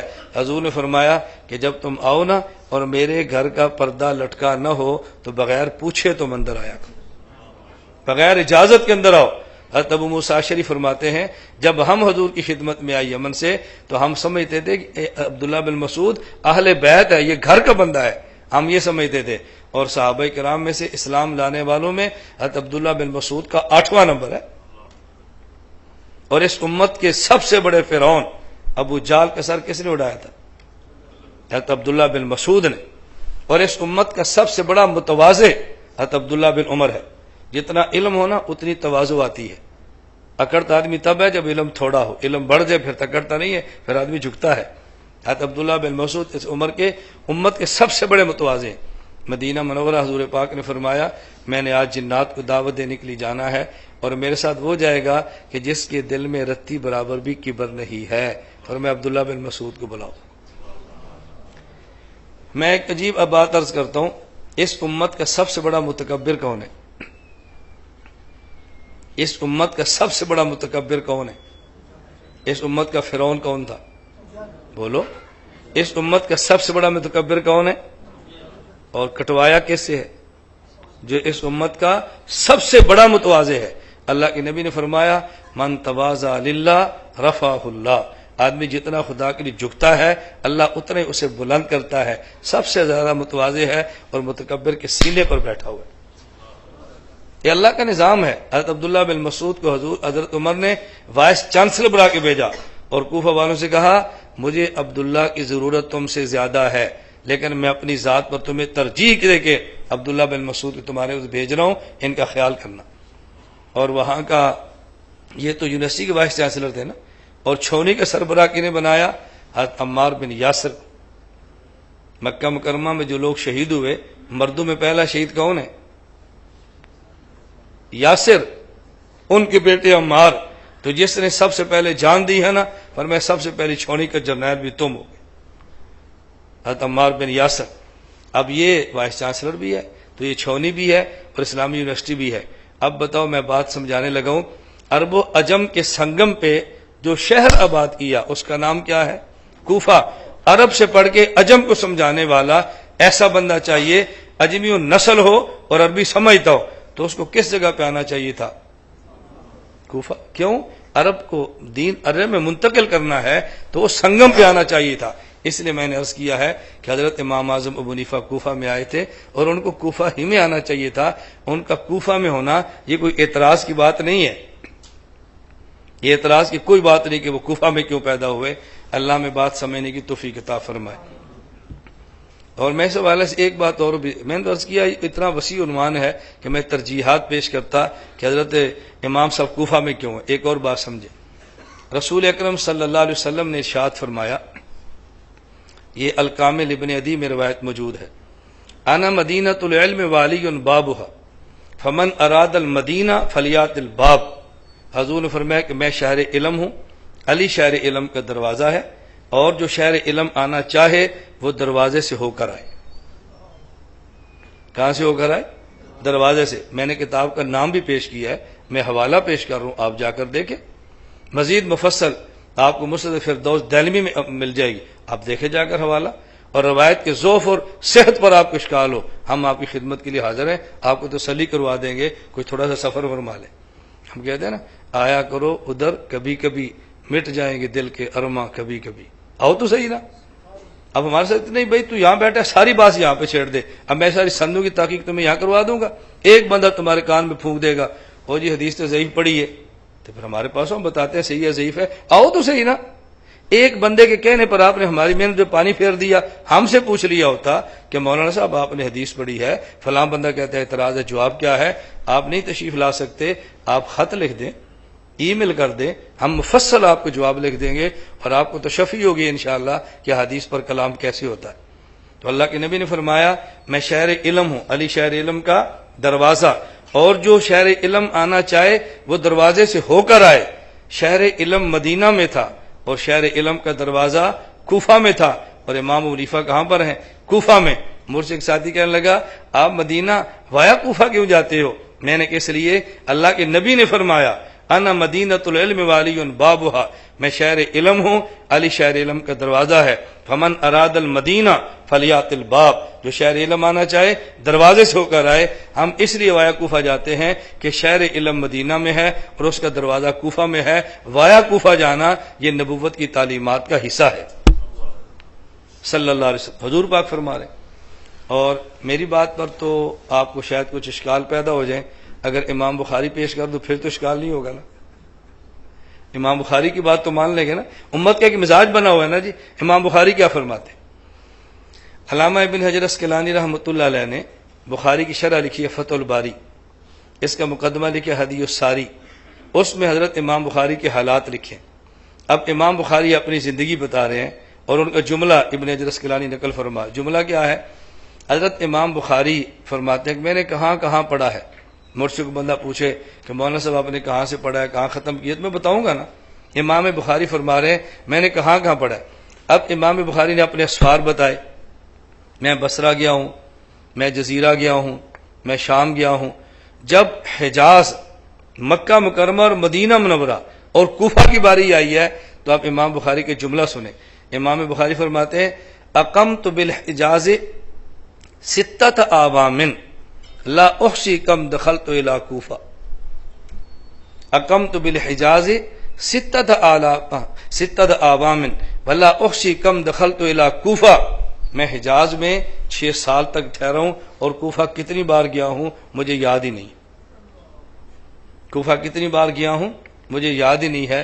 میں اس کی بڑی آسان سی مثال دیتا ہوں، آپ کسی طالب علم کو پکڑ لو، وہ مدرسے کا ہو یا اسکول کا ہو، اس سے پوچھو کہ بیٹا اس اسکول میں تو کتنے سال تک پڑھا ہے، وہ کہے گا جی 10 سال تک، میٹرک جو کیا ہے۔ اس اسکول کا جو دروازہ ہے یہاں سے تو کتنی بار گزرا ہے، وہ کہے گا انکل یاد نہیں ہے۔ کیوں؟ یہ جو پڑھا ہے اس کی منزل ہے اور جہاں سے گزرا وہ دروازہ ہے۔ بندے کو منزل کا قیام یاد ہوتا ہے، دروازے سے گزرنا مجھے نہیں یاد ہوتا۔ تو امام بخاری فرماتے ہیں مکہ اور مدینہ میری منزل ہے، وہاں تو 6 سال تک ڈارا ہوں، اور کوفہ چونکہ دروازہ ہے مجھے یاد ہی نہیں میں کتنی بار گیا ہوں۔ لا احصی کم دخلت الی کوفہ، تو کوفہ کو شہر علم کا دروازہ صرف ہم نے نہیں مانا، حضرت امام بخاری نے مانا۔ اور آپ کو تعجب ہوگا، آپ اٹھائیں صحیح بخاری، صحیح بخاری 2 جلدوں میں 30 پاروں میں اور 9082 روایات پر مشتمل ہے۔ اس میں شواہد، متابع، معلقات، مرفوع، موقوف سب جمع کریں تو 9082 روایت۔ حضرت امام بخاری رحمۃ اللہ علیہ کی صحیح بخاری کی سب سے جو آخری حدیث ہے، امام بخاری رحمہ اللہ فرماتے ہیں بابی قال حدثنا احمد بن اشکاب قال حدثنا محمد بن فضیل عن عمارة بن القعقاع عن ابی زرع عن ابی ہریرہ قال قال رسول اللہ صلی اللہ علیہ وسلم۔ توجہ رکھنا، بابی قال حدثنا احمد بن اشکاب کوفی قال حدثنا محمد بن فضیل کوفی عن عمارة بن القعقاع کوفی عن ابی زرع کوفی عن ابی ہریرہ مدنی۔ امام بخاری نے آخری جو ذکر کی ہے اس میں سارے راوی کوفہ کے ہیں، صرف صحابی مدینے کا ہے رضی اللہ عنہ۔ اب بتاؤ امام بخاری کو کوفے پر اعتماد تھا یا کوفے سے دشمنی تھی؟ یہ بخاری شریف کی آخری حدیث ہے، یہاں پہ امام بخاری نے اپنی بخاری شریف ختم کر دی ہے اور بات کوفے کے راوی پر مٹائی ہے، اور ہم اعتراض کرتے ہیں وہ کوفے میں تھے، وہ کوفے میں تھے، وہ کوفے تھے۔ اصل میں اعتراض کرنے والا ایسا شخص ہو سکتا ہے کہ جس کو اس وقت کی کوفے کی مرکزی علمیت کا اندازہ نہیں تھا کہ کوفے میں اس وقت کون تھے اور کون لوگ تھے، آباد کنہوں نے کیا تھا۔ حضرت امام اعظم ابو حنیفہ رحمۃ اللہ علیہ میں عرض کر رہا تھا نا، صحابہ کرام کے بعد یہ شخص ہے ہم نے جس کی تقلید کی ہے۔ اب بات توجہ سمجھنا، حضرت امام مالک، امام شافعی، امام احمد اور بھی فقہا ہوں گے، لیکن حضرت امام اعظم ابو حنیفہ نے، توجہ رکھنا، جہاں اصول نکالے، مسائل نکالے اور سب سے پہلے علم شریعت کو مسائل کے ساتھ مرتب کیا ہے، وہاں امام صاحب کی خوبی یہ ہے کہ 6 صحابہ کرام کی زیارت، 6 یا 7 کی زیارت بھی کی ہے، 70 کا زمانہ بھی پایا ہے۔ تو امام حنیفہ براہ راست صحابہ کے شاگرد ہیں، براہ راست کن کے شاگرد ہیں؟ صحابہ کے شاگرد ہیں۔ حضرت امام اعظم ابو حنیفہ رحمۃ اللہ علیہ یہ صحابہ کرام کے شاگرد ہیں، اور امام ابو حنیفہ تابعی ہیں، اور اس طرح ہماری رائے نہیں ہے۔ علامہ عینی حنفی نے عمدۃ القاری میں لکھا ہے، علامہ ابن عبد البر مالکی نے، علامہ ابن عبد البر مالکی ہیں، یہ حنفی عالم نہیں ہے۔ علامہ عینی عمدۃ القاری حنفی ہیں، کہتے ہیں امام حنیفہ رحمۃ اللہ علیہ تابعی تھے۔ امام ابن عبد البر یہ مالکی ہیں اور کہتے ہیں امام ابو حنیفہ رحمۃ اللہ علیہ یہ تابعی تھے۔ جامع بیان علم و فضل ہی، حضرت امام ابن اسقلانی رحمۃ اللہ علیہ شافعی ہیں، وہ کہتے ہیں امام حنیفہ تابعی ہیں۔ انہوں نے لکھا تہذیب و تہذیب میں، حضرت امام ابن عماد یہ حنبلی ہیں، وہ کہتے ہیں تابعی ہیں، لکھے شذرات الذہب میں۔ تو امام ابو حنیفہ کو شافعی، مالکی، حنفی، حنبلی سارے کہتے ہیں کہ امام ابو حنیفہ تابعی ہیں جس نے صحابہ کی زیارت کی ہے۔ اس سے بڑا کوئی امام لاؤ نا، ہم اس کو چھوڑ کے ادھر چلے جاتے ہیں۔ بھئی لاؤ تو صحیح نہ، کو صرف یہ تو نہ کو بندہ ٹھیک نہیں تھا، چلو نہیں تھا ٹھیک تو جو ٹھیک ہے وہ دکھا دو، کوئی دکھاؤ تو صحیح۔ اور پھر حضرت امام اعظم ابو حنیفہ رحمۃ اللہ علیہ کے بعد یہ جو 3 بڑے بڑے ہیں نا، حضرت امام شافعی، امام مالک، امام شافعی، امام احمد، اگر آپ ان سے پوچھیں تو ان کے جوابات کیا ہیں؟ حضرت امام مالک سے پوچھا گیا امام ابو حنیفہ کے بارے میں آپ کیا کہتے ہیں؟ اور امام مالک کون ہے؟ امام دار الہجرہ، امام مدینہ، چھوٹا بندہ نہیں، اور قرآن کریم کے بعد اصح الکتب بعد کتاب اللہ، موطا امام مالک۔ آپ کو کہ ہم نے تو آج تک بخاری سنی، آپ مقدمہ ابن صلاح اٹھا کے دیکھو، ابن صلاح فرماتے ہیں اصح الکتب بعد کتاب اللہ صحیح بخاری یہ موطا امام مالک کے بعد ہے، موتا امام مالک کا مصنف کتنا بڑا آدمی ہے. پوچھا جی امام صاحب کے بارے میں کیا رائے ہے؟ فرمایا رأیت رجلا میں نے ایک ایسے شخص کو دیکھا، رأیت رجلا لو اراد ان یجعلہ هذه الساریۃ ذهبا لقام بحجتہ. یہ جو لکڑ کا ستون ہے نا، اگر وہ دلائل کی برسات کرے تو اپنے دلائل سے لکڑ کے ستون کو سونے کا ستون ثابت کر دے. یہ امام ابو حنیفہ. حضرت امام شافعی آپ ان کے بارے میں کیا فرماتے ہیں؟ اب امام شافعی کا جملہ سنو. فرمایا میں نے کیا فرمانا ہے؟ من اراد ان یعرف الفقہ فلیلزم ابا حنیفہ واصحابہ فان الناس عیال فی الفقہ. اگر تم نے دین کی سمجھ حاصل کرنی ہے ابو حنیفہ اور اس کے شاگردوں کو پکڑ لو، اس لیے کہ دین سمجھانے میں باقی بیٹے ہیں اور وہ باپ ہے. امام احمد آپ کیا فرماتے ہیں؟ انہوں نے فرمایا سبحان اللہ. آپ امام احمد یہاں سبحان اللہ ہوا فی العلم والزہد والورع بمحل لا یدرکہ احد. ابو حنیفہ تقوی علم کے اس مقام پر تھا، وہاں تک وہ پہنچے ہی نہیں ہے، تو میں نے ان کے بارے میں کیا کہنا ہے؟ اب بتائیں اتنا بڑا آدمی ہے.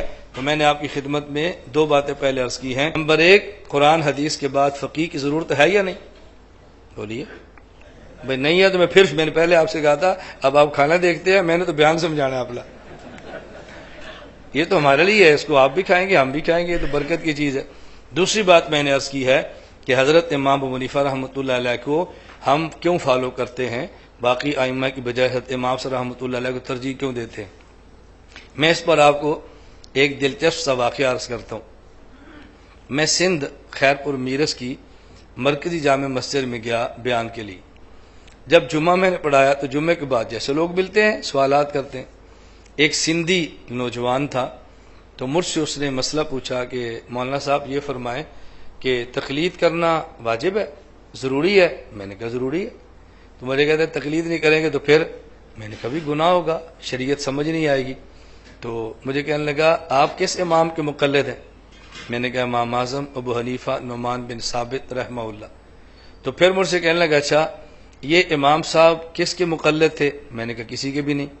تو پھر یہ تو گناہ گار ہوئے، مجرم ہوئے، تو آپ ایک گناہ گار بندے کی تقلید کیسے کرتے؟ دیکھو بڑا سوال ہے یہ، کیسے کرتے ہیں؟ تقلید واجب ہے؟ میں نے کہا جی ہاں. نہ کرے تو گناہ ہے؟ میں نے کہا جی ہاں. جس امام کے مقلد وہ کس کے مقلد تھے؟ کسی کے نہیں. وہ گناہ گار تھے؟ میں نے کہا بالکل نہیں. تو ان کے لیے ضابطہ اور ہے، ہمارے لیے اور ہے. میں نے کہا دو مسئلے میں آپ سے پوچھتا ہوں. مجھ سے میں نے کہا آپ سے وہ پوچھتے ہیں جو آپ کو آتے ہیں، ہم چھیڑ چھاڑ نہیں کرتے، شرارتیں نہیں کرتے. جو آتے ہیں وہ پوچھیں گے، جو نہیں آتے وہ نہیں پوچھیں گے. مجھے کہتا جی بتائیں. میں نے کہا یہ بتائیں ہر انسان پر کسی نبی کا کلمہ پڑھنا فرض ہے؟ مجھے کہتے بالکل. میں نے کہا اگر کوئی شخص کلمہ نہ پڑھے تو پھر جو مسلمان ہی نہیں ہے. تو میں نے پوچھا حضور اکرم صلی اللہ علیہ وسلم نے کس نبی کا کلمہ پڑھا تھا؟ کہتا جی کسی کا بھی نہیں. وہ تو میں نے کہا کیوں؟ کہتا وہ خود نبی تھے. جب خود نبی ہیں پھر کسی کا کلمہ کیوں پڑھیں؟ میں نے کہا اچھا دوسرا مسئلہ مجھے بتائیں کہ باجماعت نماز ضروری ہے؟ کہنے لگا جی ہاں. اگر با نماز جماعت نہ پڑھیں تو؟ کہا جی گناہ ہوتا ہے. میں نے کہا با جماعت نماز کسے کہتے ہیں؟ کہا جی کچھ لوگ امام کے پیچھے کھڑے ہو کے نماز پڑھیں کہ با جماعت ہے. میں نے کہا آپ با جماعت پڑھتے ہو؟ میں نے کہا جی ہاں. تو میں نے کہا آپ کا امام کس کے پیچھے ہوتا ہے؟ کہتا ہے کسی کے پیچھے بھی نہیں. میں نے کہا وہ تو پھر بے جماعت پڑھتا ہے نا. آپ با جماعت پڑھتے ہو، وہ بے جماعت پڑھتا ہے. تم نیک ہو، تمہارا امام گناہ گار ہے، تو گناہ گار امام کے پیچھے آپ کی نماز کیسی ہوگی؟ مجھے کہتا ہے مولانا صاحب وہ کسی امام کے پیچھے کیوں کھڑا ہوگا، وہ تو خود امام ہے. تو میں نے کہا بس دو مسئلے آپ نے بتا دیے، تیسرا ہم بتا دیتے ہیں. حضور پاک صلی اللہ علیہ وسلم کسی نبی کا کلمہ نہیں پڑھتے، خود نبی ہیں. امام کسی پیچھے کھڑا ہو کے نماز نہیں پڑھتا، خود امام ہے. حضرت ابو حنیفہ کسی کی تقلید نہیں کرتے کہ خود مجتہد ہیں. جب خود مجتہد ہیں پھر وہ تقلید کیوں کریں گے؟ پھر مجھے کہنے لگا امام تو بہت ہیں، امام مالک، امام شافعی، امام احمد، امام سفیان، امام اوزاعی، امام ظفر، امام یوسف، امام محمد، کتنے امام ہیں. آپ نے سب اماموں کو چھوڑ کر امام ابو حنیفہ رحمۃ اللہ علیہ کی تقلید کیوں کی ہے؟ میں نے کہا یہاں خیرپور میرس میں ایک ہی مسجد ہے جہاں میں نے جمعہ پڑھایا یا اور بھی ہیں؟ کہا جی اور بھی ہیں. تو میں نے کسی اور مسجد میں جمعہ پڑھا کرو، تم یہاں کیوں آتے ہیں؟ مجھے کہتا جی باقی مسجدیں چھوٹی ہیں اور یہ بڑی ہے. میں نے کہا باقی امام چھوٹے ہیں اور یہ بڑے ہیں. مجھے کہتے ہیں مولانا صاحب آپ دلیل نہیں دے رہے، مثالیں دے رہے ہیں. میں نے کہا بھی قرآنی طرز ہے، اللہ دلیل بھی دیتے ہیں اور پھر بندے کو سمجھانے کے لیے مثال بھی دیتے ہیں. جب مخاطب اہل علم ہو تو دلیل دیتے ہیں، اور جب آپ جیسے گنڈیریاں بیچنے والے ہو پھر مثال دیتے ہیں۔ میں نے کہا بیٹا ہم تو دلیل اور مثال دونوں دیتے ہیں، لیکن سوال ہے کہ دلیل کس کو دیں اور مثال کس کو دیں، یہ بات ہے نا۔ مجھ سے لوگ کبھی فون پہ کہتے ہیں مولانا صاحب مسئلہ، آپ کل ایک ساتھی نے مسئلہ پوچھا کس کتاب میں ہے، میں نے کہا المستدرک علی الصحیحین میں، مجھے لکھ کے بھیجو۔ میں نے کہا لکھ کے بھیجو گے، تو نے کہا اعراب لگاؤ، میں اعراب تو نے ترجمہ کرو، تیرے بس میں نہیں ہے نا، مسئلہ بتا دیا بس کافی ہے۔ اگر بہت شوق ہے ہمارے پاس آپ تشریف لے آؤ، میں کتاب کھول کے ہجے کرا کر تجھے سمجھا دوں گا بھئی یہ حدیث پاک۔ میرے کہنے کا مقصد یہ ہے اللہ میں بات سمجھنے کی اور سمجھانے کی توفیق عطا فرمائے۔ کھانا لگ گیا؟ جب لگ جائے تو بتا دیں ہمیں۔ نہیں، میں نے آپ سے عرض کیا تھا کہ ہمارا آپ سے وعدہ ہے، ہم نے 10 بجے آپ کو بالکل فارغ کرنا ہے، کھانا کھا کر آپ بیٹھنا، جو اس کے بعد آپ کی مرضی ہے، جانا چاہے آپ کی مرضی ہے۔ میں تو 10 بجے کے بعد تھوڑی دیر یہاں بیٹھوں گا، کوئی بات پوچھنا چاہتا ہے، کوئی ملنا چاہتا ہے، ہماری عادت ہے ہم کھلی کھلی بات کرتے ہیں، مصافحہ کرنا چاہتے ہیں بڑے شوق سے کریں، میں ترغیب دے رہا ضرور کریں بھئی ہم پیر صاحب ہیں، کرنا چاہیں تو شوق سے کریں۔ مجھے ایک ساتھی نے کہا جس ساتھی کی خواہش ہے کہ مولانا صاحب مصافحہ کریں، میں نے کہا ان سے زیادہ میری خواہش ہے کہ مصافحہ کریں۔ مجھے کہتے ہیں کیوں؟ میں نے کہا حدیث پاک میں جب دو مسلمان ملتے ہیں مصافحہ کرتے ہیں تو ان کے گناہ ختم ہو جاتے ہیں، ان میں سے ایک ایک ختم ہوں گے نا، یہ 100 بندہ ہے، میرے 100 بار ختم ہوں گے۔ میں نے کہا میری بھی خواہش ہے مصافحہ ہو، میں کیوں نہیں چاہوں گا ہو؟ میں نے کہا وقت نہ ہو تو الگ بات، میں صرف عرض کر رہا ہوں کہ ہم اس کا پورا وقت اس لیے دیتے ہیں، کوئی بندہ بات پوچھنا چاہے، کوئی مسئلہ پوچھنا چاہے، اس کے ذہن میں ہو بھئی یہ کوئی دوڑنے والی بات نہیں ہے، مسئلہ سمجھانے والی ہے۔ میں اپنی بات اب سمیٹتے ہوئے عرض کرتا ہوں، میں نے آپ کی خدمت میں آج کی مجلس میں کتنی باتیں عرض کی ہیں؟ 2۔ نمبر 1، قرآن کریم اور حدیث کے باوجود بھی امام اور فقیہ کی ضرورت ہے، یہ بات تو سمجھ آ گئی۔ نمبر 2، پھر فقہا میں سے ہم نے حضرت امام اعظم ابو حنیفہ رحمۃ اللہ علیہ کو ترجیح کیوں دی ہے؟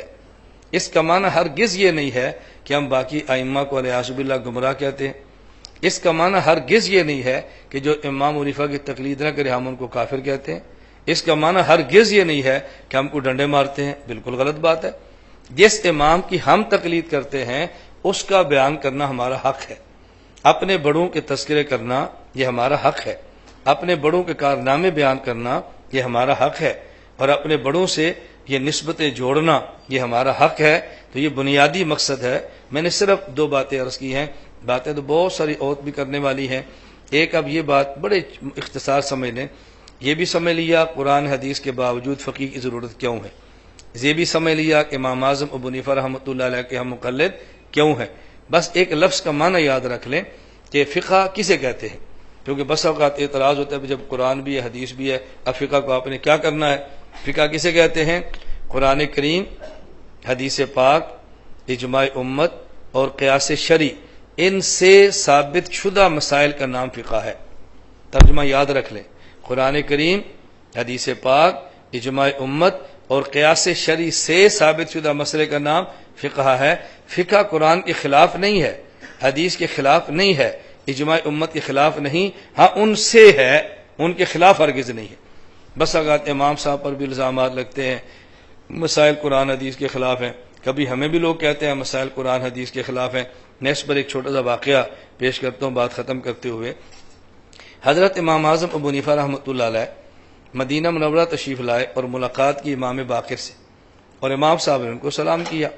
حضرت امام باقر سے امام اعظم ابو حنیفہ نے عرض کیا کہ حضرت مجھے لگتا ہے کہ کچھ آپ مجھ سے نالاں ہیں، اور یا امام باقر نے خود فرمایا کہ ابو حنیفہ مجھے تمہارے بارے میں شکایت ملی ہے کہ تم حضور اکرم صلی اللہ علیہ وسلم کی احادیث کے مقابلے میں اپنا قیاس، اپنی عقلیں لڑاتے ہو، یہ تم نے کیا شروع کر رکھا ہے؟ حضرت امام اعظم ابو حنیفہ نے فرمایا، عرض کیا حضرت میں آپ سے ایک دو بات پوچھتا ہوں۔ فرمایا ہاں پوچھو۔ امام صلی اللہ علیہ وسلم عرض کرنے لگے آپ یہ بتائیں مرد کمزور ہے یا عورت؟ امام باقر نے فرمایا کہ عورت۔ امام صلی اللہ علیہ وسلم نے فرمایا جب باپ فوت ہو جائے تو بیٹی کو حصہ دگنا ہے یا بیٹے کو؟ فرمایا بیٹے کو۔ تو امام صاحب فرمایا کہ میری عقل تو کہتی ہے کہ بیٹی کو دگنا دو کمزور ہے، بیٹے کو 1 گنا دو کہ وہ طاقتور ہے۔ پھر اب امام صاحب فرمانے کہ میری عقل تو یہ کہتی ہے، لیکن میں کہتا ہوں کہ بیٹی کو 1 گنا اور بیٹے کو 2 گنا، چونکہ آپ کے نانا جان نے فرمایا ہے، ہم نے آپ کے نانا جان کے فرمانے پہ اپنی عقل کو چھوڑ دیا ہے۔ میں دوسری بات آپ سے پوچھتا ہوں، مجھے آپ یہ بات فرماؤ، نماز زیادہ اہم ہے یا روزہ؟ فرمایا نماز۔ انہوں نے کہا جب عورت کے مخصوص دنوں میں نماز نہ پڑھ سکے اور روزہ نہ رکھ سکے تو بعد میں نماز پڑھتی ہے یا روزہ رکھتی ہے؟ انہوں نے فرمایا کہ روزہ رکھتی ہے۔ فرمایا میری عقل تو کہتی ہے کہ روزہ بے شک نہ رکھے، نمازیں ضرور پڑھے جو ان دنوں میں رہ گئی ہے، چونکہ نماز اہم ہے، میری عقل یہ کہتی ہے۔ لیکن چونکہ آپ کے نانا جی نے فرمایا کہ روزہ رکھے اور نمازیں بعد میں نہ پڑھے، تو میں نے آپ کے نانا جی کے فرمانے پہ اپنی عقل کو چھوڑ دیا ہے اور حدیث پاک کو لے لیا ہے۔ میں تیسری بات آپ سے پوچھتا ہوں، مجھے آپ یہ فرمائیں کہ پیشاب کے قطرے یہ زیادہ نجس ہیں یا مرد کا جو نطفہ ہے مادہ منویہ یہ زیادہ نجس ہے؟ تو انہیں فرمایا زیادہ نجس تو پیشاب ہے۔ امام صاحب فرمانے لگے اگر پیشاب زیادہ نجس ہے تو پھر میری عقل تو کہتی ہے جب آدمی پیشاب کرے پھر غسل کرے اور مادہ منویہ نکلے پھر وضو کر لے، چونکہ زیادہ ناپاک جو وہ ہے، میری عقل تو یہ کہتی ہے۔ لیکن دیکھو میں نے عقل کو چھوڑ دیا آپ کے نانا جی کے فرمانے پر۔ امام باقر اتنے خوش ہوئے، اٹھ کے امام صاحب کو چوم لیا کہ میں نے تیرے بارے میں خواہ پروپیگنڈا سنا تھا، تو قیاس کو چھوڑ کے حدیثوں پر عمل کرتا ہے۔ اور آپ اس بات پر حیران ہوگے اور میری بات آپ کو تعجب ہوگا، آج دنیا میں بحثیں چل رہی ہیں صحیح حدیث ضعیف حدیث، صحیح حدیث ضعیف حدیث۔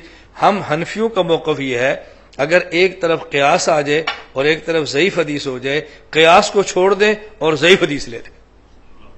صحیح تو بہت اوپر کا مقام ہے نا، اگر ضعیف حدیث اور قیاس کا مقابلہ آ جائے تو قیاس کو چھوڑ دیں اور ضعیف حدیث کو لے لیں، اور پھر بھی الزام ہے کہ یہ لوگ قیاس کو لیتے ہیں، ہمیں بہت تعجب ہوتا ہے۔ اور حضرت امام صاحب کے بارے میں بہت مشہور ہے، وہ جی فلاں محدث کہتا ہے یہ تو صاحب رائے ہے، یہ تو صاحب رائے ہے۔ میں نے کہا صاحب رائے کا معنی یہ نہیں ہے کہ قرآن حدیث نہیں آتا، صاحب رائے کا معنی ہے کہ یہ بندہ رائے رکھتا ہے۔ اب سمجھ آئی صاحب رائے کا معنی کیا ہے؟ یہ بندہ رائے رکھتا ہے، قرآن مجید سے مسئلہ نکال سکتا ہے، حدیث سے مسئلہ نکال سکتا ہے، یہ صاحب رائے ہے، اس کی اپنے کچھ دلیلیں ہیں، یہ مانے کہ ہر کسی کے پیچھے دوڑتا ہے، یہ خود صاحب رائے ہے۔ لوگوں نے سمجھا صاحب رائے کا معنی ہے کہ اس بندے کو قرآن نہیں آتا۔ اللہ مجھے اور آپ سب کو اپنے اکابر کی، اپنے مشائخ کی قدر کرنے کی توفیق عطا فرمائے۔ میں اب توجہ فرمائے، آخر میں نے شروع میں باتیں کی تھی لیکن بہت سے حضرات نہیں تھے، میں آخر میں پھر عرض کر رہا ہوں۔ ایک تو یہ ذہن نشین فرما لیں کہ ہمارے یہاں نو لیٹ اور نو ویٹ۔ ہمارا جب اعلان 7 کا ہو تو آپ یقین فرما لیں کہ 7 بجے پروگرام نے شروع ہونا ہے، اختتام 10 کا ہو تو آپ ذہن نشین فرما لیں کہ 10 بجے ختم ہونا ہے، ہم وقت کا پورا خیال رکھتے ہیں۔ دوسری بات میں نے آپ سے شروع میں گزارش کی تھی، میں آخر میں یہ بات پھر کہتا ہوں اور یہ بات بڑی توجہ سے سماعت فرما لیں کہ پاکستان دنیا بھر کی طاغوتی طاقتیں اور اسلام اور پاکستان دشمن کی طاقتوں میں پاکستان کھٹکتا ہے، اور پاکستان دنیا کے لیے آج ناقابل برداشت ہے۔ اس کی وجہ بنیادی طور پر 2 ہیں۔ نمبر 1، پاکستان مدینہ منورہ کے بعد پہلی ریاست ہے جو صرف کلمہ کی بنیاد پہ بنی ہے۔ دوسری وجہ، دنیا اسلام میں یہ واحد ایسی طاقت ہے کہ جس کے پاس ایٹمی طاقت موجود ہے۔ تو ہمارے پاس 2 طاقتیں ہو گئی، نمبر 1 اسلام، کلمہ لا الہ الا اللہ محمد رسول اللہ، نمبر 2 ایٹمی طاقت۔ روحانیت کے دور میں کلمے سے بڑی کوئی طاقت نہیں ہے، اور مادیات میں ایٹم سے بڑی کوئی طاقت نہیں ہے، یہ بات سمجھنا۔ روحانیت شریعت میں کلمے سے بڑی کوئی طاقت نہیں ہے، اور مادیات میں ایٹم سے بڑی کوئی طاقت نہیں ہے۔ تو جب ہمارے پاس کلمے کی طاقت بھی ہے، ایٹم کی طاقت بھی ہے، تو دنیا چاہے گی نا اس ملک کو توڑ دو، یہ طاقتیں ختم کرو۔ اور اس کو توڑنے کا سب سے بہترین حل یہ ہے، سب سے بہترین طریقہ، مولوی ہیں جنہیں کلمے کو سنبھالا ہوا ہے، اور فوج ہے جس نے ایٹم کو سنبھالا ہوا ہے، ان کو آپس میں لڑاؤ، ادھر بھی طاقت ادھر بھی طاقت، اس کو لڑاؤ، ملک خود بہت ٹوٹ جائے گا۔ اس لیے پوری پلان کے ساتھ علماء اور فوج، مدارس اور ایجنسیاں، حکومت اور مولویوں کو مسلسل لڑایا جا رہا ہے، لیکن اللہ جزائے خیر عطا فرمائے ہمارے اکابرین کو، ہمارے مشائخ کو، جن نے مشکل وقت میں اس قوم کو سنبھالا ہے، اور ہم نے فیصلہ کیا ہے کہ ہم کلمے اور ایٹم کی طاقت کو آپس میں ہرگز نہیں لڑنے دیں گے انشاءاللہ۔ آپ میری تائید فرماتے ہیں؟ ہم نے اسلام کو بھی سنبھالنا ہے اور ایٹم کو بھی۔ جو ہمارا اسلام قبول نہ کرے وہ بھی ہمارا نہیں ہے، اور جو ہمارا ایٹم قبول نہ کرے وہ بھی ہمارا نہیں ہے، اس لیے ہم نے اس کو سنبھالنا ہے۔ اور میں نے شروع میں کہا تھا، پھر عرض کرتا ہوں، اب جو میں نے سیمینار پہ گفتگو کی ہے یہ کسی کے خلاف کی ہے یا اپنے لوگوں کو اپنا امام سمجھایا؟ اور میں جب امام صاحب کا نام لیتا ہوں لوگ سمجھتے ہیں یہ فلاں مسئلہ خلاف تقریریں کرتا ہے. میں نے کہا میں فلاں کے خلاف تقریریں نہیں کرتا، میں صرف اپنی قوم کو سمجھانا چاہ رہا ہوں. جب آپ حضرت امام اعظم ابو حنیفہ رحمۃ اللہ علیہ کو مانتے ہیں تو پھر امام صاحب رحمۃ اللہ علیہ کے مسئلے پر آپ کو قائم بھی رہنا چاہیے، امام صاحب کی تعلیمات بھی دیکھنی چاہیے. ان حالات میں امام صاحب کی تعلیمات موجود ہیں یا موجود نہیں ہیں، امام صاحب کی رائے کیا ہے یا رائے کیا نہیں ہے. میں ایک بات عرض کرتا ہوں اور یہ سمجھ کے عرض کرتا ہوں کہ بعض لوگ میری اس بات پر یقیناً نالا ہوں گے، یہ میں سمجھ کر بات کہہ رہا ہوں کہ بعض نالا ہوں گے. جن دنوں میں ہمارے ہاں اسلام آباد میں ایک بہت بڑا مسئلہ چلا تھا جامع حفصہ اور لال مسجد کا، اور ٹکر بہت شدید تھی، اس میں کیا رائے تھی سب کو پتہ ہے. میں ان دنوں میں مسلسل خاموش تھا. مجھے بہت سے حضرات کہتے ہیں کہ تو بولتا کیوں نہیں، نہ ان کی تائید کرتا ہے نہ ان کی تائید کرتا ہے، نہ تو ادھر بولتا ہے نہ تو ادھر بولتا ہے، تو گنگا شیطان کیوں بنا ہوا ہے، ہر موقع پر تو بات کرتا ہے، یا کیوں چپ ہے. اور اس دنوں میں بات کیا چل رہی تھی، دو موقف ہمارے سامنے آ رہے تھے. بعض کہتے تھے کہ لال مسجد والوں نے حضرت حسین کا کردار ادا کیا اور پرویز مشرف اور دیگر نے یزید کا کردار ادا کیا. یہ مسلسل باتیں چل رہی تھی. مجھے ساتھی کہتے ہیں تو رائے کیا دیتا ہے؟ میں نے کہا میں دوں گا تو آپ ناراض ہو جائیں گے. مجھے کہتے ہیں کیوں؟ میں نے کہا جب حضرت حسین رضی اللہ تعالیٰ عنہ اور یزید والا مارکا ہوا اس وقت دو رائے نہیں تھی، تین رائے تھی. آپ نے دو پہ نظر کی، ہم چونکہ حنفی ہیں ہم تینوں رائے سمجھتے. کہتے وہ کون سی؟ میں نے کہا ایک یزید، ایک حضرت حسین اور ایک جمہور صحابہ. نہیں سمجھ آئی؟ کتنی رائے تھی؟ ایک یزید اور دوسرے حضرت حسین اور تیسرے. تو میں نے کہا جمہور صحابہ کی بات ہی آپ نہیں کر رہے. وہ جو جمہور صحابہ کرام رضی اللہ عنہم مجمعین تھے تو آپ ان کے بارے میں کیا ذہن رکھیں گے؟ وہ بہادر نہیں تھے، دین سمجھتے نہیں تھے. حضرت حسین کی آپ ان کے بارے میں کیا رائے رکھیں گے؟ میں نے کہا ہم وہ تیسری رائے رکھ رہے ہیں جمہور صحابہ کرام والی.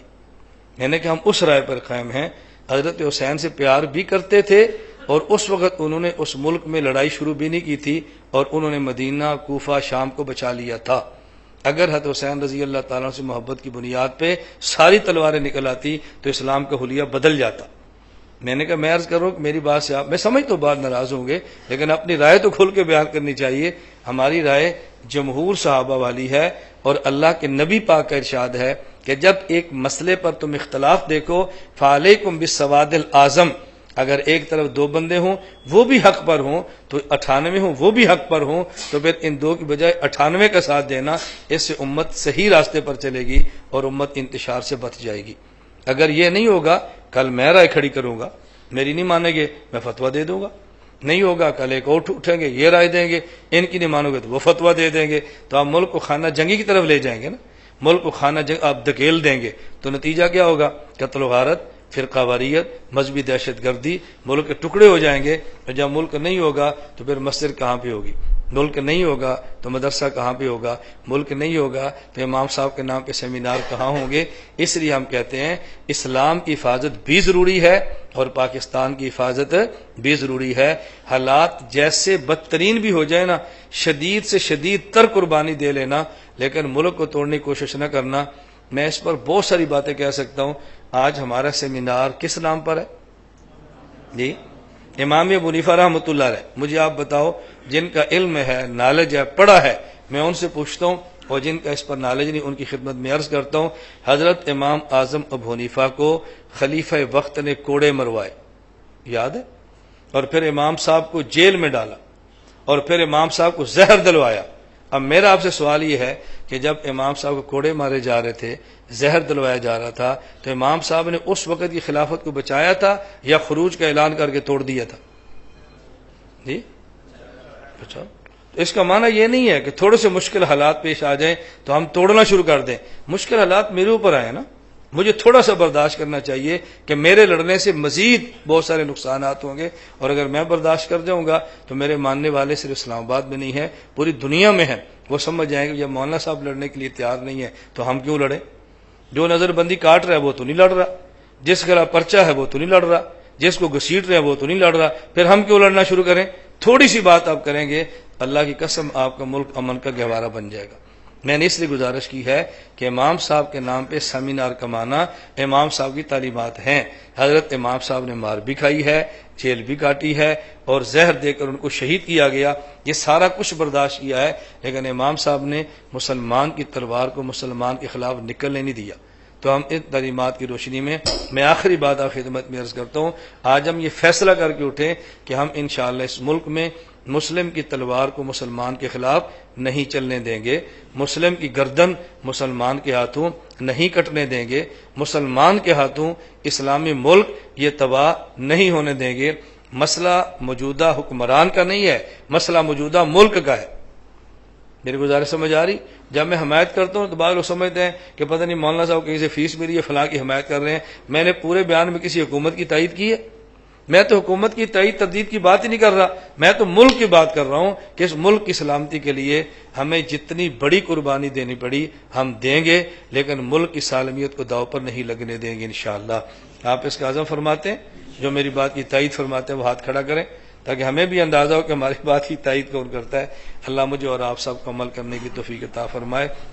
اب دعا کرتے ہیں، اور ہماری ساری گفتگو میڈیا پر ریکارڈ پر موجود ہے، کسی کو یہ خلش نہیں ہونی چاہیے کہ مولانا صاحب نے اسلام آباد میں کسی فرقے کے خلاف تقریر کی، کوئی کہے نا تو آپ کہہ رہے ہیں یار جھوٹ نہ بولو، اس بندے کو بھی سن بھی لیا کرو، خواہ مخواہ دور سے فیرگنے شروع کر دیا کرو۔ اللہ میں توفیق عطا فرمائے۔ الحمدللہ رب العالمین والصلاۃ والسلام علی رسول وعلی آلہ وصحابہ اجمعین۔ اے مولا کریم ہماری حسنات و نیکیاں قبول فرما، اے اللہ گناہوں کو معاف فرما، خطاؤں سے درگزر فرما، جائز حاجات کو پورا فرما، بیماروں کو صحت عطا فرما۔ اے اللہ قرآن کریم حدیث پاک کو اے اللہ پڑھنے کی، سمجھنے کی، عمل کی توفیق عطا فرما۔ حضرات ائمہ کرام کے احترام کی توفیق عطا فرما۔ اے اللہ باہمی رواداری کی توفیق عطا فرما۔ اے اللہ فرقہ واریت اور دہشت گردی کی لعنت سے ہمارے ملک کو پاک فرما۔ اے مولا کریم ہم سب کو گناہوں سے پاک زندگی عطا فرما۔ اے مولا کریم اپنے کرم سے اس ملک کی حفاظت فرما، اسلام کی حفاظت فرما۔